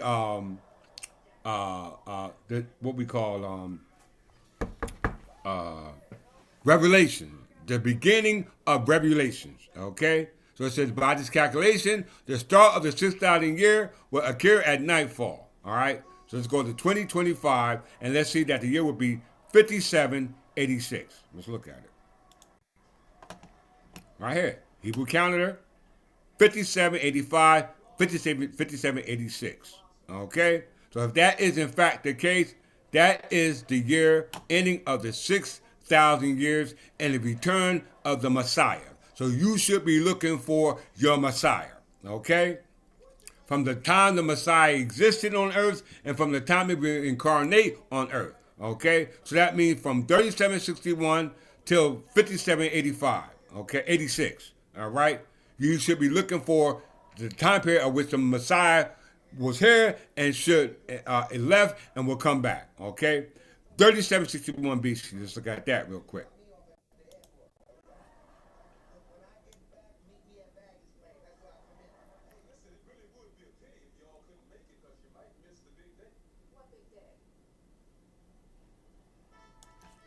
Let's see if we can get that.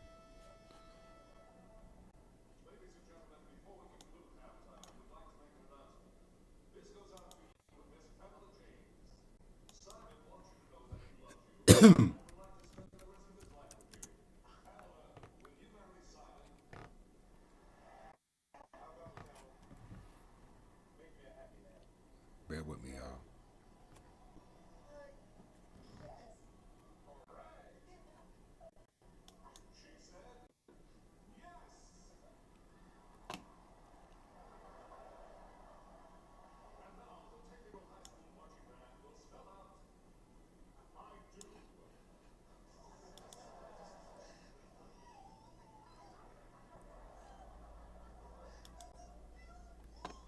Let me see.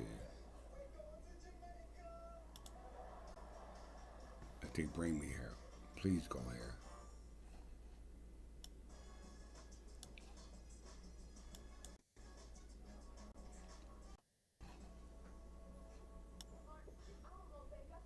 Okay, let's see. Let's see.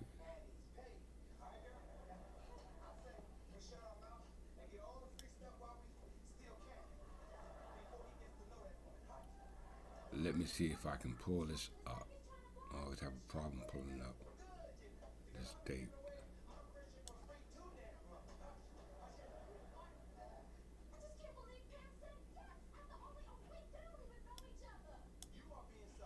Let's see.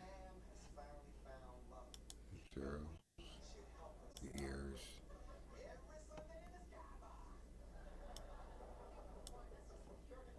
One BC. It might not do it. So, oh, they did it. Okay, here we go. Here we go, brothers and sisters. Right here. Here we go. It did it. All right. It did it. We're not talking about AD. We're talking about BC. BC means Berber calendar. And in 1 BC, you have here King of Cush. Okay? That meant the kings of that the Greeks want to call Egyptian are actually Berber kingdoms. Berber kings. Okay? From the kingdom of Cush. And 1 BC, because the BC means Berber calendar. Okay? You don't see an English calendar on here, do you? Where do you see an English calendar? Where do you see an Egyptian calendar? You don't see it. All right? You don't even see a Coptic calendar on here. There you go. Coptic calendar. That's for the Greeks. All right? So in the year 1 BC, the year is 950 AD. Annos Dominios. Okay? You must understand that. But the year in the Hebrew calendar is what year? 3761, the beginning of the Hebrew Bible. Okay? Let's look at it.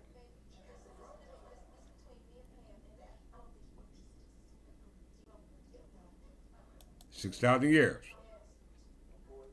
According to tradition, the Anno Mundi calendar started at the time of creation, placed at 3761 BC era. So if that is in fact the case, let's go to the BC era, which would be 1 BC. Okay? Not AD, but BC, okay? And when we look at BC, there's no English written out here. You don't see English king, do you? So from 950 to 1065, there is no English kings. There are only Berber kings, and the year is 950 BC, okay? And at this time, there are no Hebrews on the planet because your creation story is just being created. 3760, 3761. Okay? So that means that we must be the gods. Okay? Now let's go to 1 AD. If it'll let us go there. Let's look up 1 AD. And watch it move from 950 AD to 951 AD. Because the Lord was here on earth.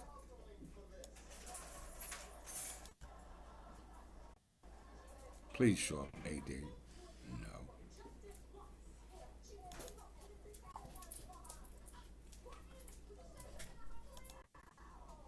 Let's see, please show up.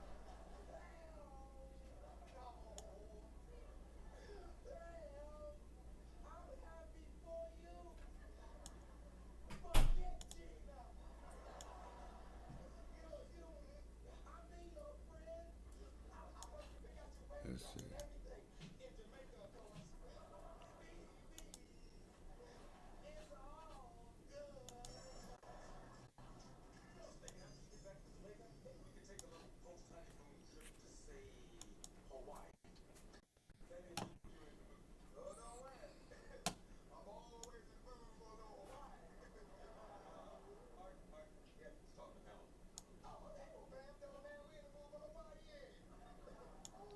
How did I get there?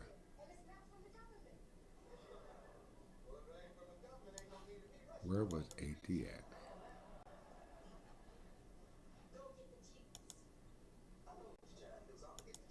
I was just there. Here we go. 1 BC. Okay?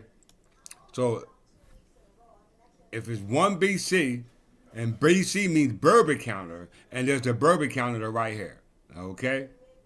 All right? So they're going 1 BC. From 1 BC, then it's 0. Then it's 1 AD, Annos Dominios, which means the year of our Lord. Okay? And in 950 AD, guess who's there? King Edgar the Peaceful, and that's also estimated to be the time of the birth of Jesus. Okay? Right there. The time and the birth of Jesus. Okay? That brings me right back here.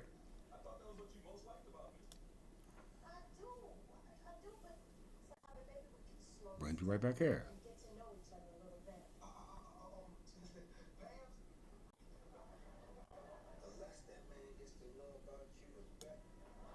Anglo-Saxon law.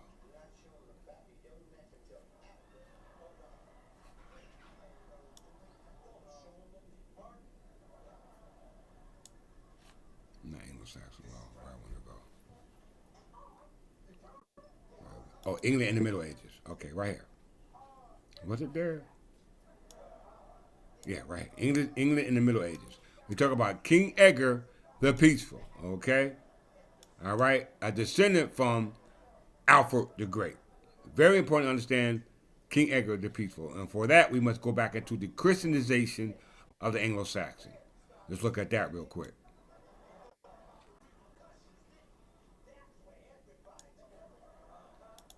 Christianization of the Anglo-Saxon.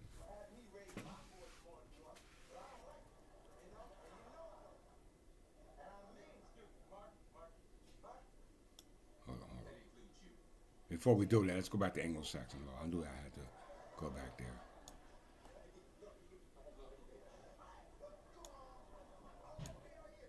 Anglo-Saxon law, right here. Before we go into the Christianization of the Anglo-Saxon, we have to go into the Anglo-Saxon law. Following the Christianization of the Anglo-Saxon, which we go to in a second, written law and codes of doom were produced. Christianity clergy brought with them their arts of letters, writings, and literacy. The oldest Anglo-Saxon law codes, especially from Kent and Wessex, we know that they were unified by Alfred the Great, and we know Alfred the Great controlled the English overseas possession, which was called what? The English Empire, which was within the continent of North America as well as abroad. It says Kent and Wessex reveals a close affinity to the Germanic law. The first written Anglo-Saxon laws were issued around 600 by Ethelbert of Kent. Writings in the 8th century, the Venerable Bede comments that Ethelbert created his law code after examples of the Romans. This likely refers to the Romanized people such as Franks, whose Celtic laws were codified under Clovis I. And if you read about Clovis I, who founded the Carolingians and the Merovingians, they never came to be descendants of gods. As a newly Christian king, Ethelbert's creation of his own law code symbolized his belonging to the Roman and Christian tradition. And this is why you have the English Reformation of the church, right, which we're going to go into in a second. The actual legislation, however, was not influenced by Roman law. Rather, it converted older customs into written legislation and reflected the role of the bishops in drafting it, protecting who? The English church. Did y'all hear me?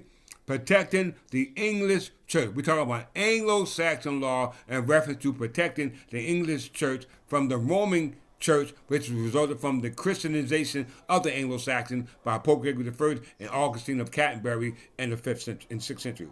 The first 7 clauses dealt solely with the compensation for the church. What church? The English church. Now let's go into the Christianization.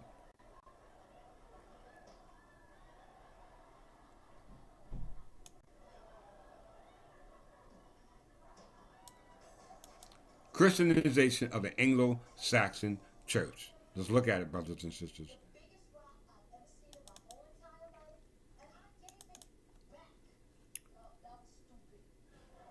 The English church is different from the Church of England. The Church of England goes back to Augustine of Canterbury and Pope Gregory I, which created the calendar later on. Okay, because we know that the Gregorian calendar was created in 1582. We know that there was no English king until 1066, so the only calendar that we can use in reference to the people that existed was the Berber calendar based upon the Berber kings. All right? We're seeing about the Christianization of the Berber, known as the English identified as Anglo-Saxon, which is Anglo and Saxons who immigrated through the Great Migration and the 4th century, which we'll talk about in a second. This is the Benedictine Reform was led by who? St. Dunstan over the later half of the 10th century. Why? Let's go up to the top first. We know that the Gregorian mission, as it stated, was to bring on, as they said, what they said. Let's go back to it. The Gregorian mission.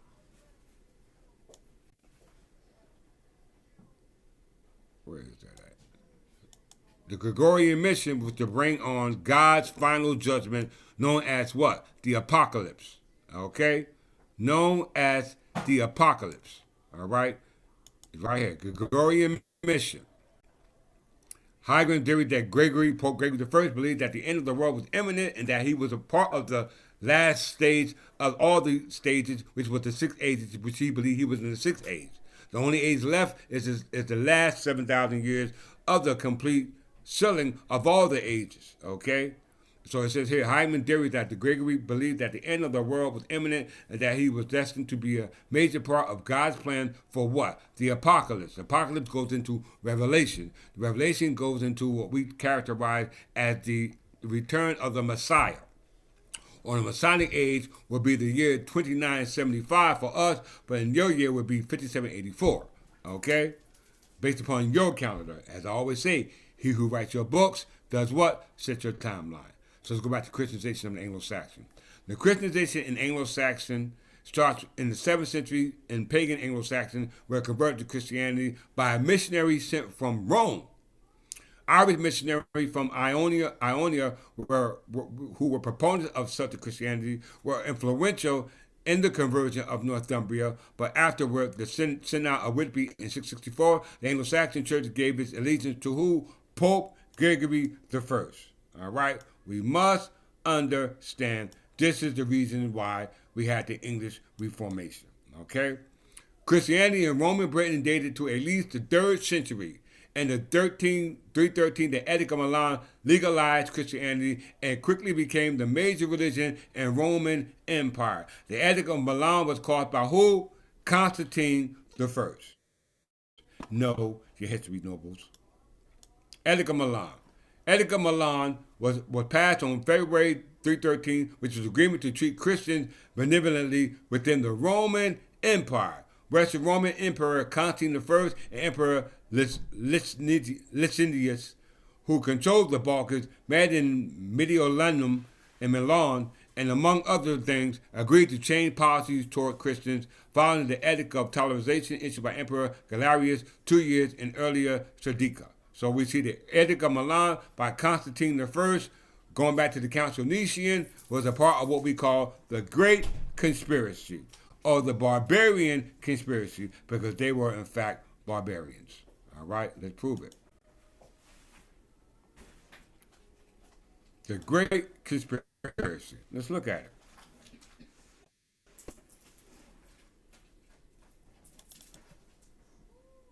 This is when they divvied out the Berber kingdom. The Great Conspiracy was a year-long state of war and disorder that occurred near the end of the Roman rule in Britain. All right, so this is not the Kingdom of Wessex. This is post-Roman. All right, post-Roman would be those who were there before Rome invaded and called themselves ruling what they call Great Britain. All right, very important to understand. It was also described as the Barbarica Conspirato, known as the Barbarian Conspiracy. Okay. Very, very important, which took advantage of depleted military forces in the province. Many soldiers had marched with the Magnentius and had successful bid to become emperor of what? Rome. This is called what we call the Roman Civil War. Let's look at it.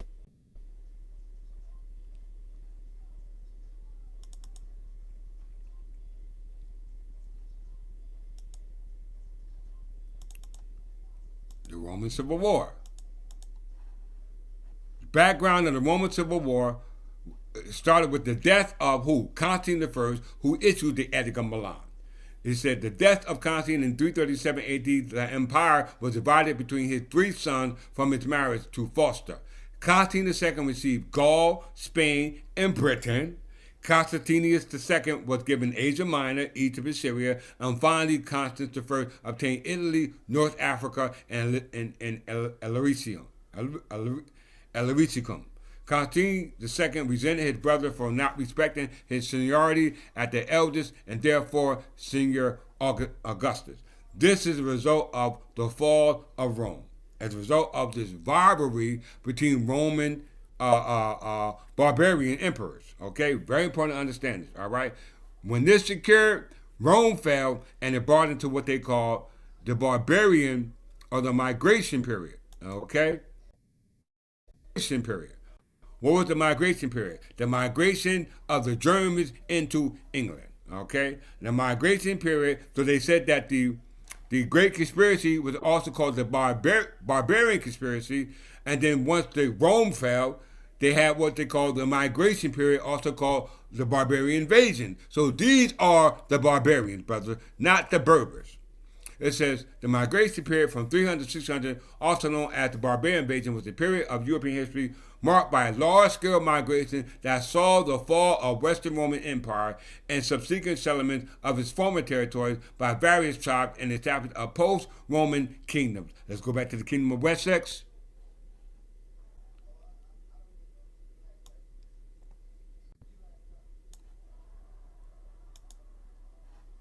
All right, the Kingdom of Wessex. Before it became the Kingdom of England, it was called Sub-Roman Britain. Okay? All right? And we know at that time they were called Celtics, Gauls, Picts, etc. That's what the 1911 Encyclopedia Britannica stated. Okay?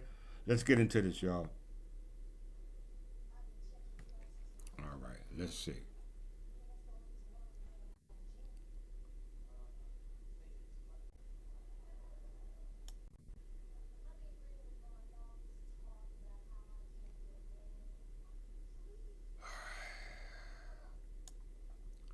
So we know the migration period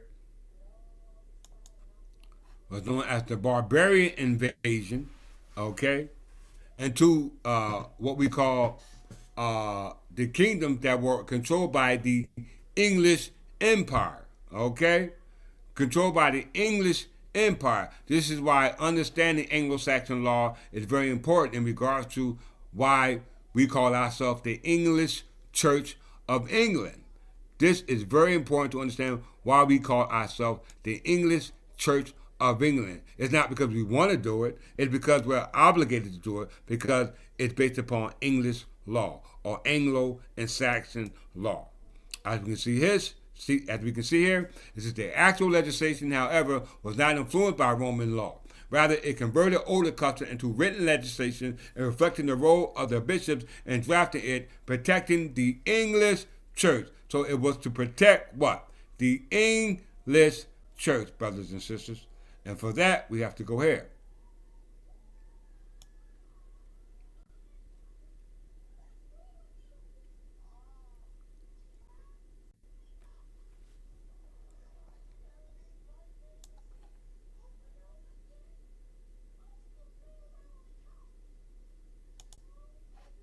Right here. Christianity in Anglo-Saxon time. We understand why Christianity was brought to the Anglo and the Saxon, which resulted from what? The Great Conspiracy or the Barbarian Conspiracy that resulted from a revolt of Roman kings who trying to be emperor of Rome.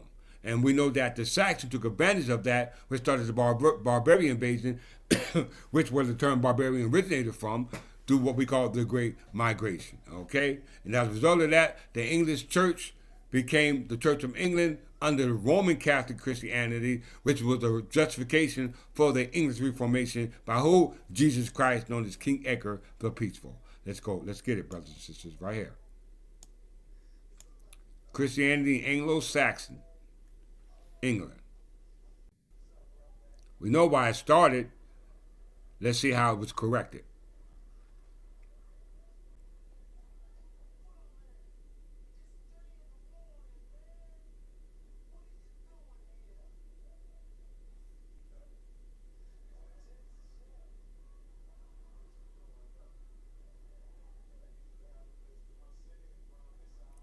Anglo-Saxon. Right here. Anglo-Saxon mission on the continent.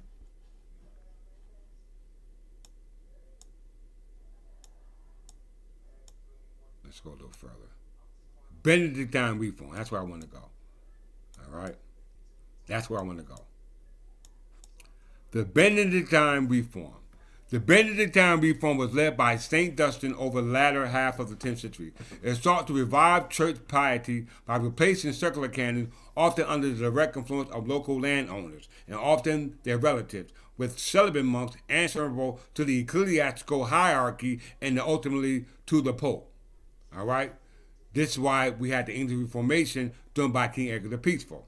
This deeply split and newly formed kingdom of England, bringing it to the point of civil war with each Anglican nobility, such as Asterton half-king, the great-grandson of Alfred the Great, supporting Dunstan and wretched aristocracy, Odegard, Edelmere the Stout, supporting the secularists.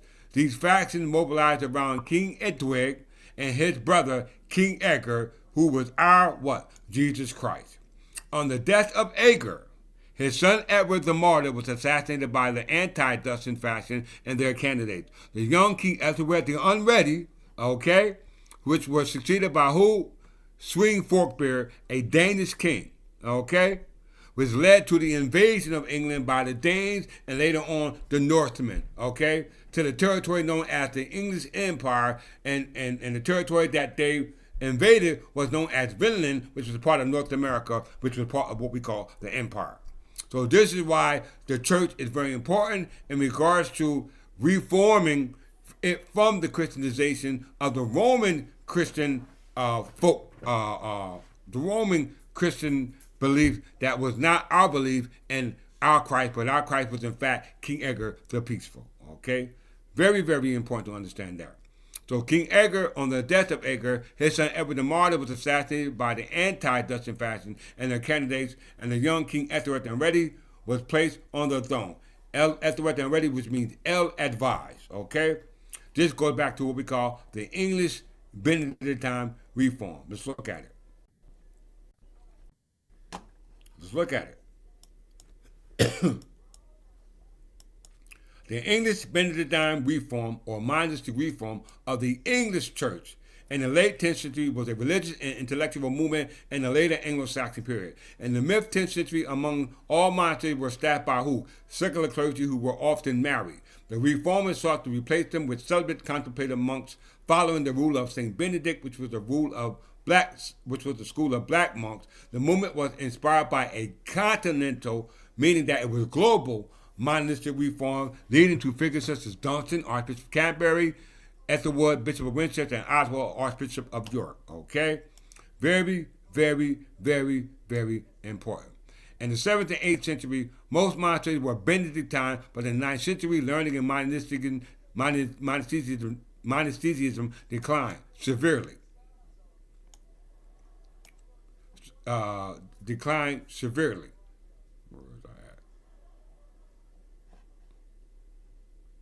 After the Great deplored the decline and started to reverse it. The court of Aselton, the first king of whole England, was a cosmopolitan and future reformer such as Dunstan and Ethelwood learned from continental exponents of the Benedictine monasticism. The English movement became the dominant under King Edgar. You hear that? It became dominant under King Edgar, who supported the expulsion of secular clergy from monasteries and cathedral chapters and their replacement by celibate monks. The reformers had close relation with what? The crown. Okay? The crown. So you must understand how important the English church is in regards to English land law and the law governing the property that belongs to the English church. Okay? Going all the way back to our ancestors who preserved our laws through time immemorial. Okay? You must understand.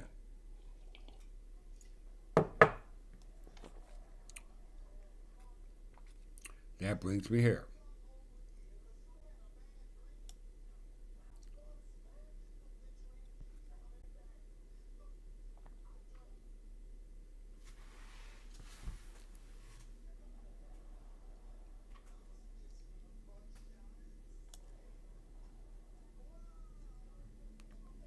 Land tenures in England.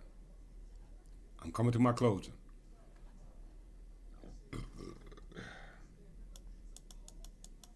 I'm coming to my closing. In light of what was already said.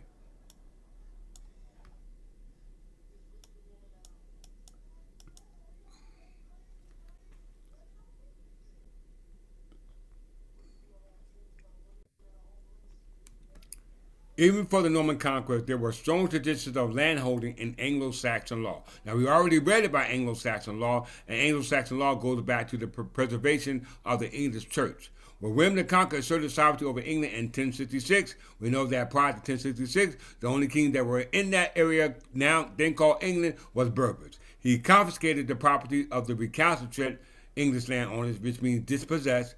Over the next 7 years, he granted lands to the lords, and the dispossessed Englishmen affirmed the existing landholders in exchange for fealty and promise of military and other services to those who now occupy the land. At the time of the Domesday Book, all land in England was held by someone, and from that time there had been no allodial land in England.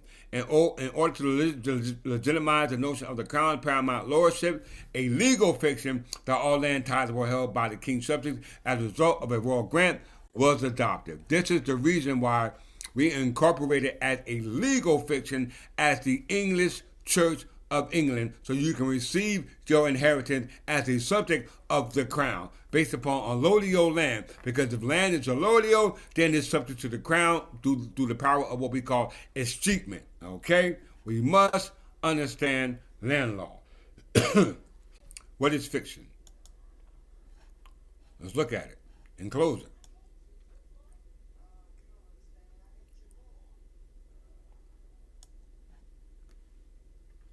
Fictions or legal fictions. You hear that? Legal fiction. In law, the term used for false advertisement, with the truth which is not permitted to be called into question. Did you hear that? Even though it's false and accepted as true, the falsity of that truth cannot be questioned because it was created for legal purposes. What legal purpose? To properly convey the land to the heirs. Sometimes they are merely the condensed expression of a rule of law. the fiction of English law, that the husband and wife were one person, and the fiction of Roman law, that the wife was the daughter of the husband. Sometimes they must be regarded as reasons invented in order to justify a rule of law according to an implied ethical standard. Listen, y'all. Of this sort seems to be the fiction or presumption. Fictions are legal fictions which are accepted as a fact and cannot be challenged. A presumption at law is something that's assumed to be a fact until challenged. So a legal fiction supersedes a presumption of a fiction. Okay? So it says, of this sort seems to be the fiction or presumption of a fiction. A fiction is a legal fiction. A presumption of a fiction is that which authority comes into question. Okay, meaning that it's implied that it's not legal. All right. So it says sometimes they might be regarded as reasons invented in order to justify a rule of law according to an implied ethical standard. Of this sort seems to be the fiction or presumption that everyone knows the law, which reconciles the rule that ignorance is no excuse. For crimes with the moral commonplace that it's unfair to punish a man for violating a law whose existence he is unaware of. Okay? So some fiction are deliberate falsehoods adopted as truth for the purpose of establishing a remedy that would not otherwise be obtainable. Meaning that fictions create gaps in the law in order to create a bridge in the law that's there but become docile because it does not apply or is not considered applicable. Okay? So in order for our ancestors' laws to become applicable, the legal fiction, i.e. the corporation show, i.e. the crown, had to be created to fill that gap in the law so that the law can be applied in present day without breaching the letter of the law. Okay? We must understand that. Let's continue. What to scientific jurists is a stumbling block is to the older writers on English law a beautiful device for reconciling the strict letter of the law with common sense and justice. Blackstone, in noticing the well-known fiction by which the courts of the King's Bench established its jurisdiction in common pleas, that the defendant was in custody of the marshal or the court, says, these fictions of law, though at first they may startle the student, he will find, upon further consideration, to be highly beneficial and useful, especially as this maxim is ever invariably observed, that no fiction shall extend to the work of injury, its proper operation being to prevent mischief or remedy an inconvenience that might result from the general rule of the law. So we see that fictions, i.e. legal fictions, are created to bridge a gap in the law as a result of the law being not applicable at that time. For whatever reason, it's not being applied. Nonetheless, the law still exists. So in order for that law to be applicable in the present day, a legal bridge had to be created, which was through a legal fiction, okay? Which, even though false, is accepted as a fact to bridge a gap between that ancient law and the laws that are on the books, which is in fact that ancient law. In order for it to be applicable in the present day, the legal corporate fiction had to come into existence. Okay? Very, very important for you to understand that.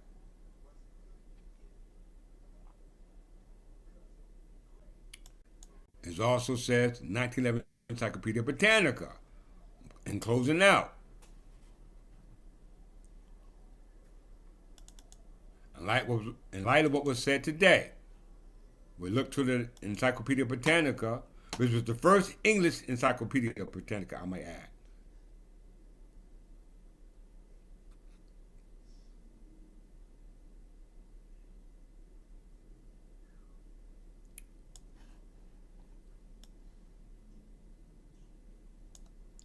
The megalithic monuments of Iberia and Celtic Europe have their counterparts in northern Africa, and it is suggested that these were all erected by the same race by whatever name they be known.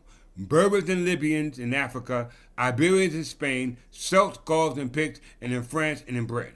Okay? So in France and Britain we would call Celts, Gauls, and Picts. In Iberia we would call we call Iberians in Spain, and in Libya and Africa, we were called Berbers. Nonetheless, we are in fact the same people. And how we know that? Because our body of politics has existed throughout time immemorial. I didn't say that. Dr. R.G. Latham said it. Let's see.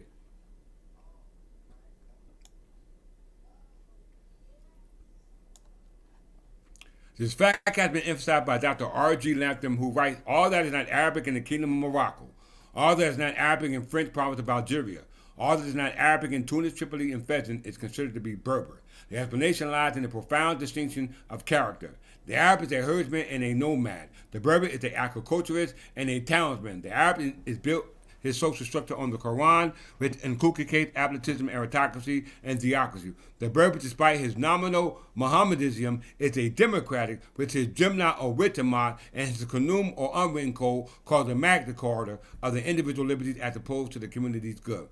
So Wittemat was called Witten, which was the law governing who? The Anglo-Saxons. Let's look at it in closing.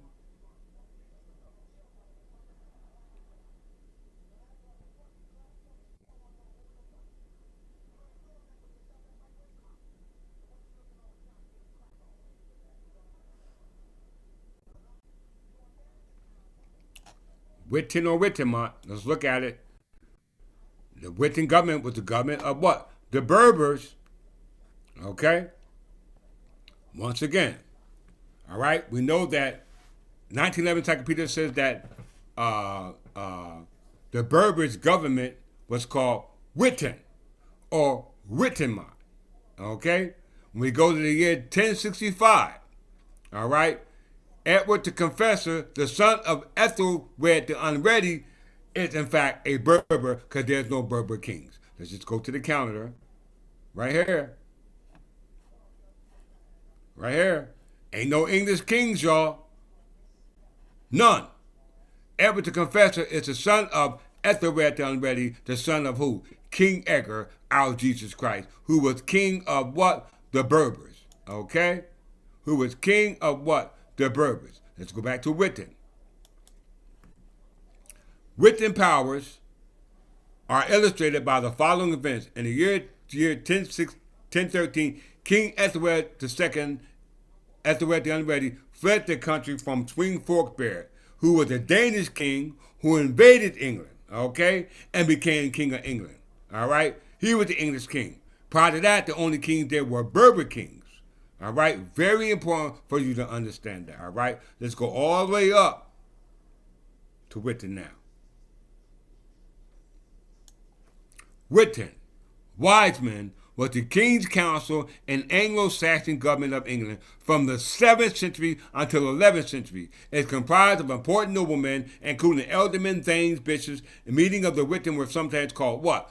Wittemont. The same thing you see in the Edinburgh Encyclopedia Britannica in 1911. Okay? And it says here, Anglo-Saxon kings with his Witten, biblical scene and illustrated in the Old English Hexapla. We know the Hexapla means the 5 books of your Bible. Okay?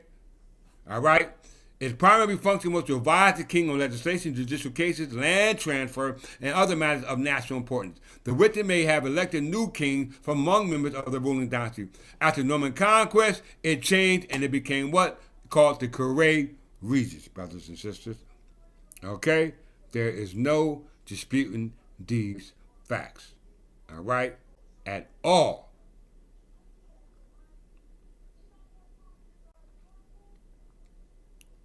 Let's see. In Enway Ahmad Hassan, Supreme Court, District Court, right?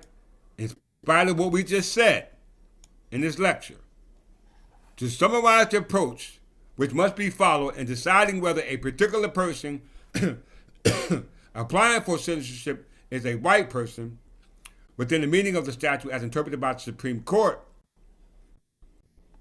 it's necessary to determine the first particular group or racial subdivision to which an individual belongs. In practical effects, proof of this fact is a matter of genealogy.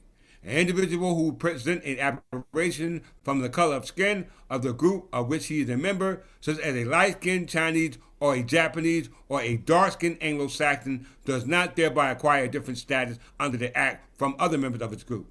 Of course,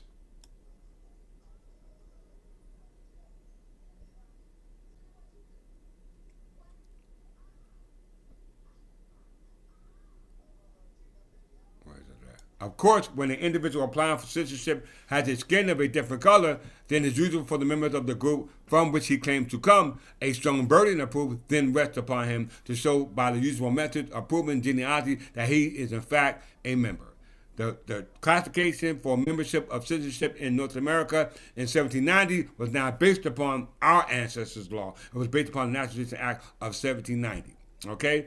According to our ancestors' law, we don't need no proof or any instrument to prove we are a fact citizens. Our ancestry is proof enough. Why? Because not only did they describe the Anglo-Saxon as a dark-skinned color, they also says here in United States versus King Tundunk. Let's look at it.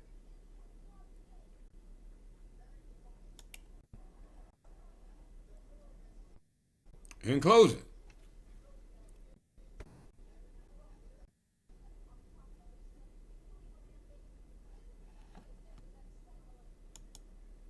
it is said that the applicants did not prove before the immigration. Immigration is governed under Title 8 of the United States Code, brothers and sisters.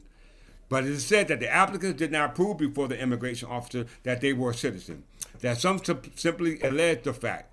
When you have a driver's license in your possession, you're alleging that you are a subject or a citizen, but you have not proven it, because a driver's license does not prove you are a citizen, nor does it prove you are an immigrant or a foreigner under Title 8 of the United States Code. I'm going to prove it before I close out.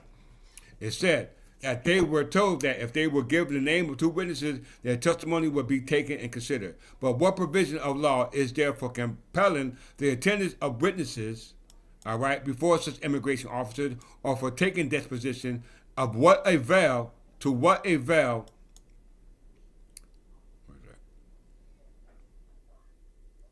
and to what avail would be an ex parte inquiry of such witnesses?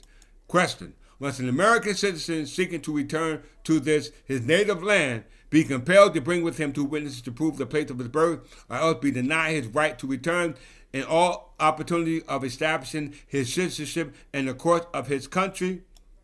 No such rule is enforced against an American citizen of Anglo-Saxon descent.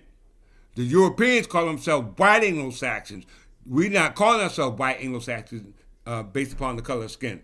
We call ourselves Anglo-Saxon based upon genealogy, and we're using the color of skin because the 1911 Encyclopedia Britannica says that the color of skin of the Anglo-Saxon was as they said, was the complexion of the Berbers. Okay? We must understand that. So it says that no such rule enforced against American citizens of Anglo-Saxon descent, and this must be as claimed a government of law and not of men. I do not think it should be enforced against American citizens of Chinese descent as well. So we can see not only that the Anglo-Saxons had dark colored skin, but they were in fact American citizens. Before they became citizens, they were subjects, going all the way back, okay? All the way back to Anglo-Saxon law, okay? Anglo-Saxon law called folk right, okay? Called folk right. Let's look at it. Let me find it.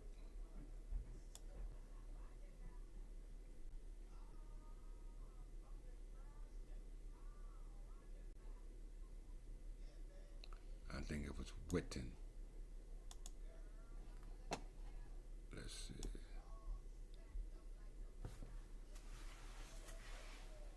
I think it was right here in Witten.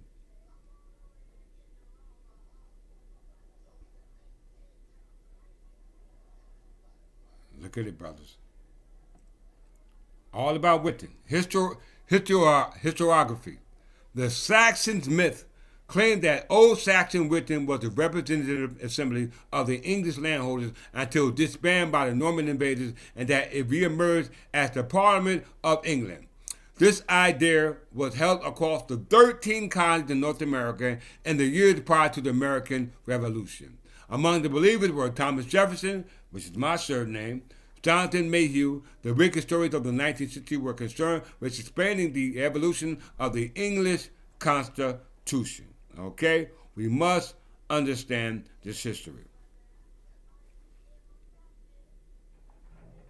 Once again, the written powers are illustrated by following events. In the year 1013, King Ethelred II, Ethelred the Unready, fled the country from Swing Forkbear, who then had Witten proclaimed him king. We know that that is a lie because, where's it at?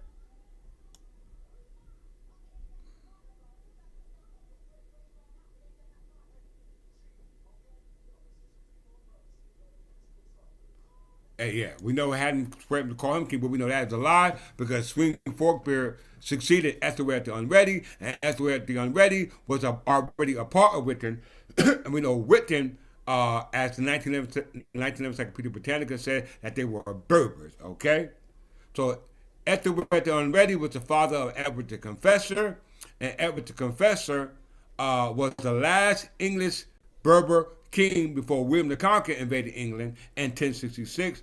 Then that means that all the kings here in what they now call North America were in fact Berbers. Okay? They were in fact Berbers. And let's show the calendar again to qualify that. Edward the Confessor. There is no English renowned year at this time. Not applicable. Okay? Very important. So, in regards to what we call the when we was talking about Immigration Act, what was that talking about? Immigration. Let me go back there.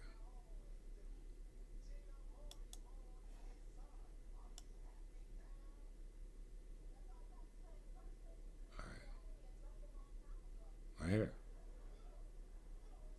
Not there. Let's go back to the case law. That's where I want to close out.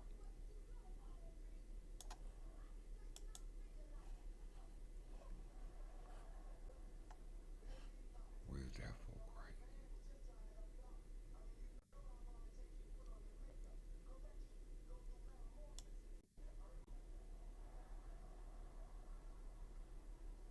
Where is that at?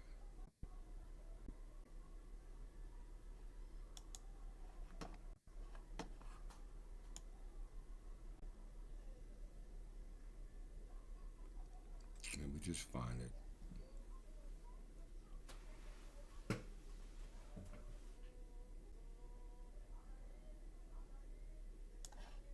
Was it there or was it?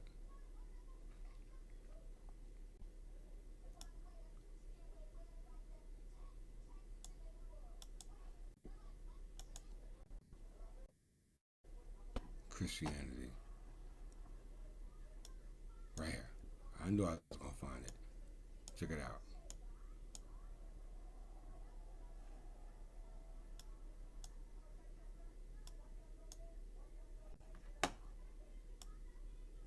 Where is it here?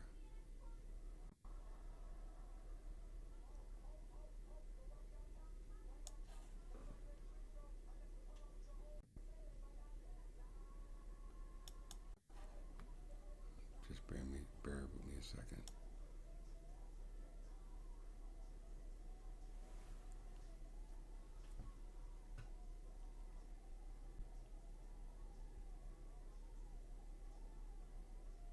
We're talking about folk right.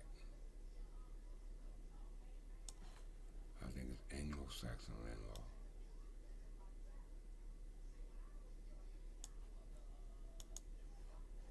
Right here. Okay, here we go. I'm going to close out on this. All right, I'm closing out on this. It says the first written Anglo-Saxon laws were issued around 6,600 by Ethelbert of Kent. Writing in the 8th century, the Venerable Bede comments that Ethelbert created his law code after the example of the Romans. This likely refers to the Romanized people such as the Franks, whose Celtic laws were codified under Clovis I. As a newly christened king, Ethelbert's creation of his own laws code symbolizes his belonging to the Roman and Christian tradition. The actual legislation, however, was not influenced by Roman law. Rather, it converted older customs to written legislation and reflected the role of the bishops in drafting it, protecting the English church. You hear that? The first 7 clauses dealt solely with compensation for the church. This next one's going to get you. Folk right could be broken or modified by special laws or special grants, and the fountain of such privileges was the royal power. Alteration and exceptions were, as a matter of fact, suggested by the ancient parties themselves and chiefly by the church. Thus, a privileged land tenure was created, called bookland. The rule as to the succession of kinsmen was set as naught by concession of testamentary power and confirmation of grants and wills. Special exemptions from the jurisdiction of the hundreds, which were counties, and special privileges as to levying fines were conferred. In process of the times, the right originating in royal grants are privileges overbalanced as it were folk right in many respects and became themselves the starting point of new legal system, the feudal one. And that goes to William the Conqueror. Why is this important, brothers and sisters? What is bookland first?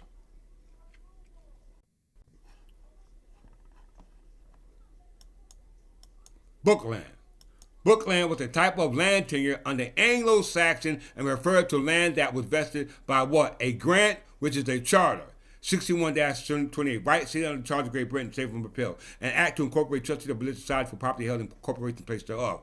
So through a reception statute, we were able to incorporate in statute the ability to be able to convey land that actually belonged to us through our certificate of incorporation that was filed later on through time. So it says bookland was a type of land tenure under Anglo-Saxon law and referred to land that was vested by a charter. We know Lee versus Harrison said that sovereign grant are created. What's this? Lee versus Harrison. Let's go right to it. Lee versus Harrison. Corporations receive their sovereign powers from a grant, and that's usually through their certificate of incorporation. So your certificate of incorporation can either be a grant or a sovereign grant based upon the language that's within the grant, based upon the conveyor, okay, which in this fact will be a king.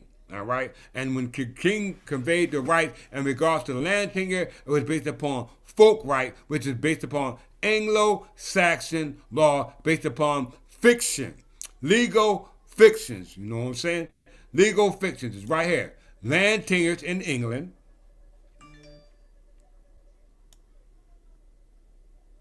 At the time of the Doomsday Book, all land in England was held by someone, and from that time there had been no allodial land in England. In order to legitimize the notion of the crown's paramount lordship, a legal fiction that all land were held by the king's subjects, that would mean heirs, as a result of a royal grant, was adopted. Okay? Was adopted. Go back to the bookland. Bookland is a charter, and we know a charter is what? A royal grant called what? Folk right. Folk right. Folk right and folk land is called bookland. Okay? Very, very, very important. Why? Because let's look what United States versus 1 Kim Ark says about this folk right. And closer.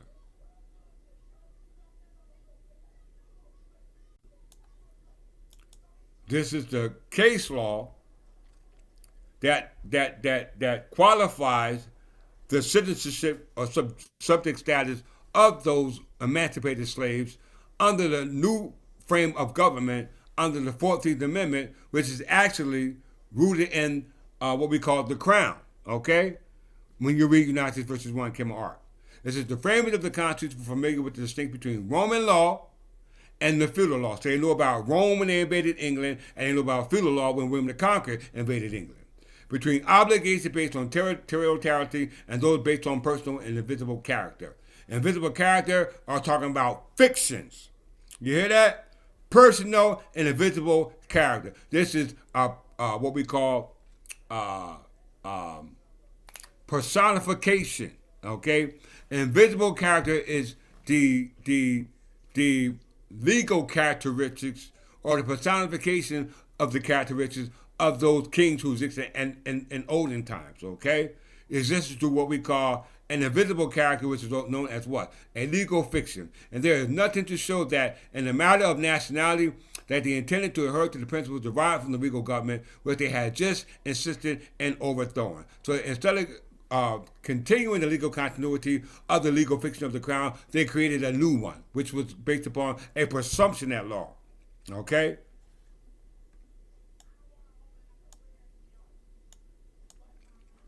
Manifestly, when the sovereignty of the crown was thrown off and the independent government established every rule of the common law and every statute of England obtaining in the colonies in derogation of the principles of which the new government was founded was abrogated.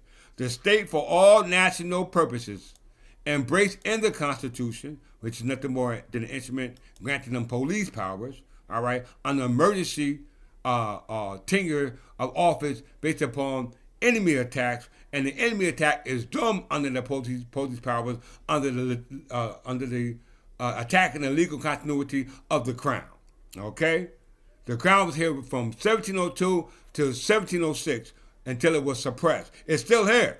It's just not being tenured by the officer who tenures that crown, which is called the king. So it says the state, for all national purposes, embraced in the Constitution, became one, united under the same sovereign authority and governed by the same laws, but they retained their jurisdiction over what? All persons and things within their territorial limits, except which were surrendered to the general government or restrained by the Constitution, and protection to life, liberty, and property. 14th Amendment or Section 1 of New Jersey Constitution. It deals with life, liberty, and property, and due process of law of the people, and pertaining to their property rights that was returned to them once they were emancipated by the 13th Amendment and became subjects under the 14th Amendment, okay? It says, so far as the just commune or folk right related to the rights of a person was concerned, the colonies regarded it as what? Their birthright, and adopted such part as they found applicable to their condition. So they stole your birthright. Your birthright was the right that their kinfolks had, called folk right, based upon book land, which is based upon the charter, okay? Which is based upon what we call land tenure. You must understand that, all right? And that's one more thing about this case. Proving that we don't need the 14th Amendment to prove our citizenship.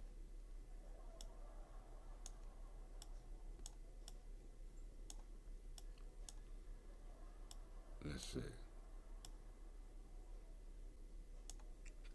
United States v. 1 Kim Ark, 1898 case. This case deals with citizenship. It must be construed to the common law of England in light of the history where the origin of the common law originated from. That goes back to the Plantagenet crown. All right?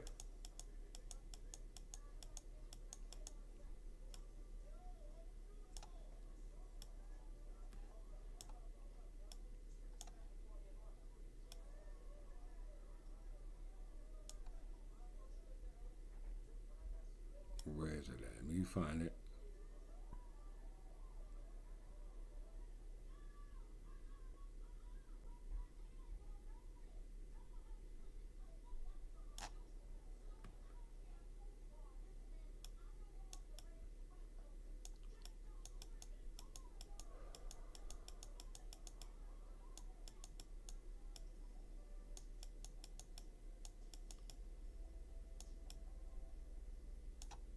Where is it at?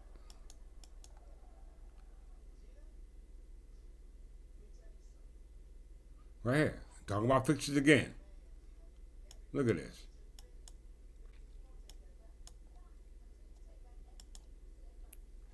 Mere birth within the rim gives the right of a native-born citizen independently of the origin of the father or mother of their domicile.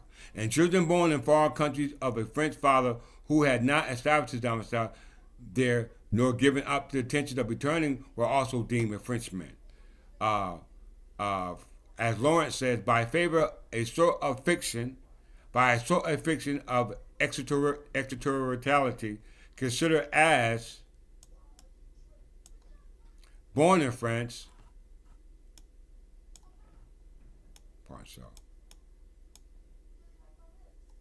is therefore invested with French nationality. So due to the incorporation with the English Third Temple Church of England, your political status has been restored because right now you only have a civil status, which is based upon how you are identified by the state, which is based upon that damn driving license, okay? Which has nothing to do with your citizenship nor immigration status, okay? But majority have that in your possession as proof of identity. All right, let's continue.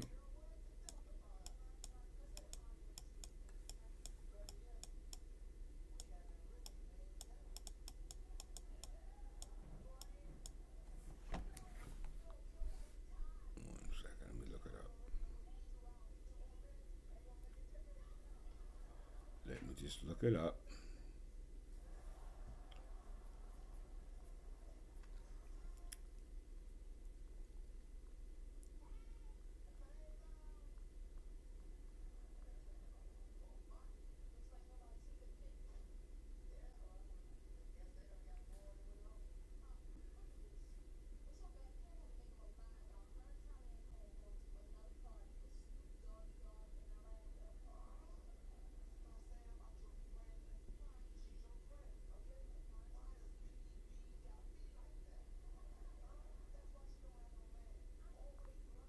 Okay, I got it.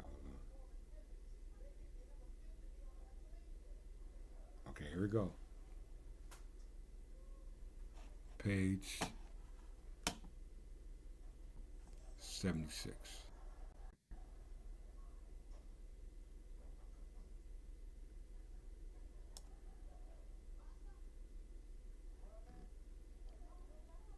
I'm going to close out on this.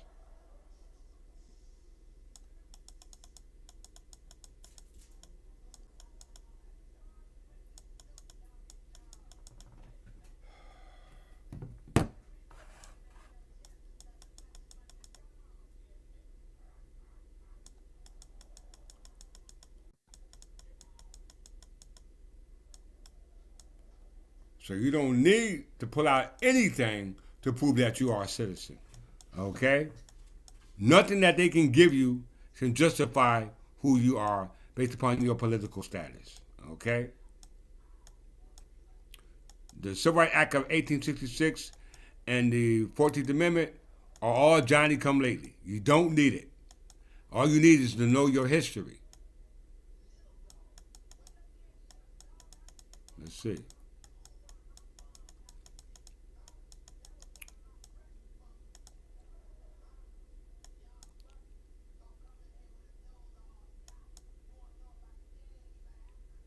That's right here. It says,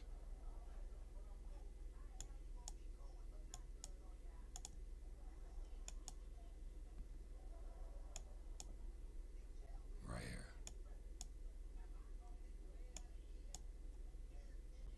The argument is that although the Constitution prior to the amendment nowhere attempted to define the word citizens of the United States and natural-born citizens as used therein, yet that it must be interpreted in light of what? The English common law rule, which made the place of birth the criterion of nationality, that the rule was enforced in all the English colonies upon this continent, down to the time of the Declaration of Independence and the United States afterward, and continued to prevail under the Constitution as originally established.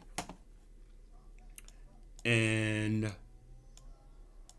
that before the enactment of the Civil Rights Act of 1866 and the adoption of the Constitutional Amendment, all white persons at least born within the sovereignty of the United States, whether children of citizens or of foreigners, excepting only children of ambassadors or public ministers of foreign government, were native-born citizens of the United States. But you just read in Inway Ahmad Hassan, that was only based upon the Nationalist Act of 1790, based upon white persons.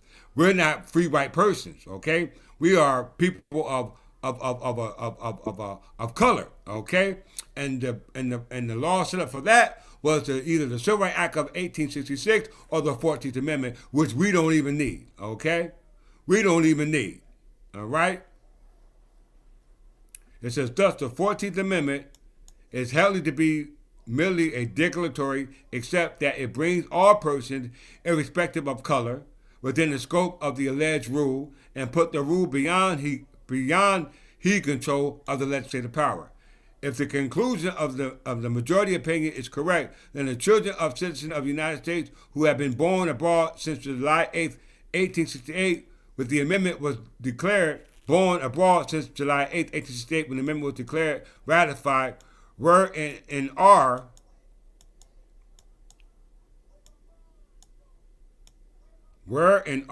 aliens unless, were and are aliens unless they have or shall, on attaining majority, become citizens by naturalization in the United States. And no statute provisions to the contrary is of any force or effect. Any children who are aliens by descent but born on our soil are exempted from the exercise of the power to exclude or to expel aliens or any class of aliens so often maintained by this court. An exemption apparently disregarded by the acts in respect to the exclusion of persons of Chinese descent. Let's get it. The English common law rule, which it is insisted was enforced after the Declaration of Independence, was, listen y'all, because I'm closing out on this. The English common law rule, we know the 14th Amendment must be looked at in light of the common law of England and the history of that common law. So if that is in fact the case for the emancipated slave who was emancipated in the 13th Amendment, okay, and became a citizen by way of the 14th Amendment, we don't even need that. It said the English common law rule, which is insisted was enforced after the Declaration of Independence, was that every person born within the dominion of the crown, no matter whether of English or of foreign parents, and in the latter case, whether the parents were settled or merely temporarily sojourning in the country, was an English subject, save only to the children of foreign ambassadors who were accepted because their fathers carried their own nationality with them, or a child born to a foreigner during the hostile occupation of any part of the territories of England. And the hostile occupation of the territories of England is still going on today because they only have temporary succession under police powers to use the land through average possession, through fee simple of the state, which are indefeasible titles. Why? Because they carry a future interest to the actual owner, which is who? The crown. It says the tie which bound the child to the crown was what? Indissoluble. The nationality of his parents had no bearing on his nationality. Though born during a temporary stay of a few days, the child was irretrievably a British subject, okay, when the British were sitting on the English throne. The rule was the outcome of the connection in feudalism between the individual and the soil on which he lived. And we know that the founding fathers understood Roman law and feudal law. And we understand that they said that they took the folk right for themselves, which is the birthright for the English people, i.e. the Berbers. So it says the rule was the outcome of the connection in feudalism between the individuals and the soil on which he lived. The allegiance due was that of a leagueman to their league lord. It was not local and temporary, as with the obedience to the law owned by aliens within the dominions of the crown. You hear that? But permanent and indissoluble, and not to be canceled by any change of time, place, or circumstance. And once again, your right to the protection of the crown as a subject cannot be dissolved through or canceled in any change or place or time, only based upon your own ignorance. And it is the rule, pure and simple, which is asserted and determined citizenship of the United States during the entire period prior to the passage of the April 9th, 1866 Civil Rights Act, and that the ratification of the 14th Amendment and to govern the meaning of the word citizen of the United States and naturally born citizen used in the Constitution as originally framed and adopted. Okay? So you do not need the Civil Rights Act of 1866. You don't need the 14th Amendment. All you need is the understanding of the crown, because your subjectivity and protection of the crown is indissoluble. Okay? It's indissoluble. And this is why we must understand the Real ID Act.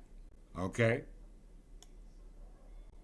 You must understand the Real ID Act. Why? Let's look at it.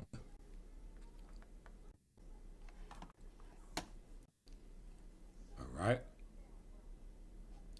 That driving license that you have in your possession, all right, which is an instrument for identifying you. All right, it was given to you by the Department of Motor Vehicles and it denotes to them identifying you at traffic stops. It's in any document and personal information, including an applicant's photograph, obtained by the Board of Commissions of DMV, that's Division of Motor Vehicles, from an applicant for a standard identification card should be confidential and should not be considered what a government record pursuant to Public Record Act of 47:1A-1. Okay, so it's not a part of public record, that driver license, or the common law concerning access to government records, and it should not be disclosed by the Commission for any purpose related to Title 8 of the United States Code that deals with immigration status, okay? Whether you are naturalized or foreign status. So if the instrument that you got when they ask you to identify yourself as a driver license, then guess what? You are subject to deportation. Okay, because you have nothing on the public record that in fact proves that you are a part of that body of politics. Okay, it says that Title 8 of the United States Code, without the informed consent of the applicant and warranted and signed by a state, federal judge, or a lawful court order or subpoena, except that nothing in the section should be construed to prohibit or in any way restrict any action where sub prohibition or restriction would be contrary to the federal law. And it also says here,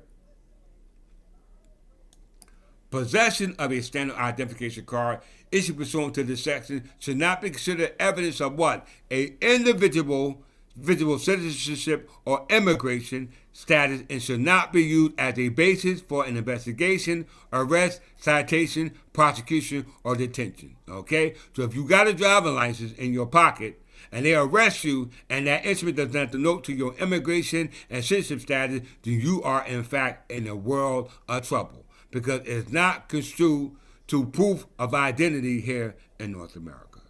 Okay? So there you have it, cut and clear, that the original inhabitants of what they now call North America are the Berbers, identified as English when they were invaded in the 11th century by William the Conqueror, because that's when the first English week now year started to come to reign. Prior to that, the only kings that were ruling in what we call the English overseas possession, which is part of the English Empire, were in fact Berbers, because the calendars that go back prior to 1066 were in fact Berber calendar. Okay, and we know that Alfred the Great unified the Berbers who were occupying the continents of Britain, what we call the Iberian Peninsula, as well as North Africa. Okay, so he who writes your books sets your timeline, but time never was when we were not. If you want to understand your time, which is running short, you must understand King Edgar the Peaceful. And with that, I'm going to greet you as I always meet you in the love of our ancestors. Peace.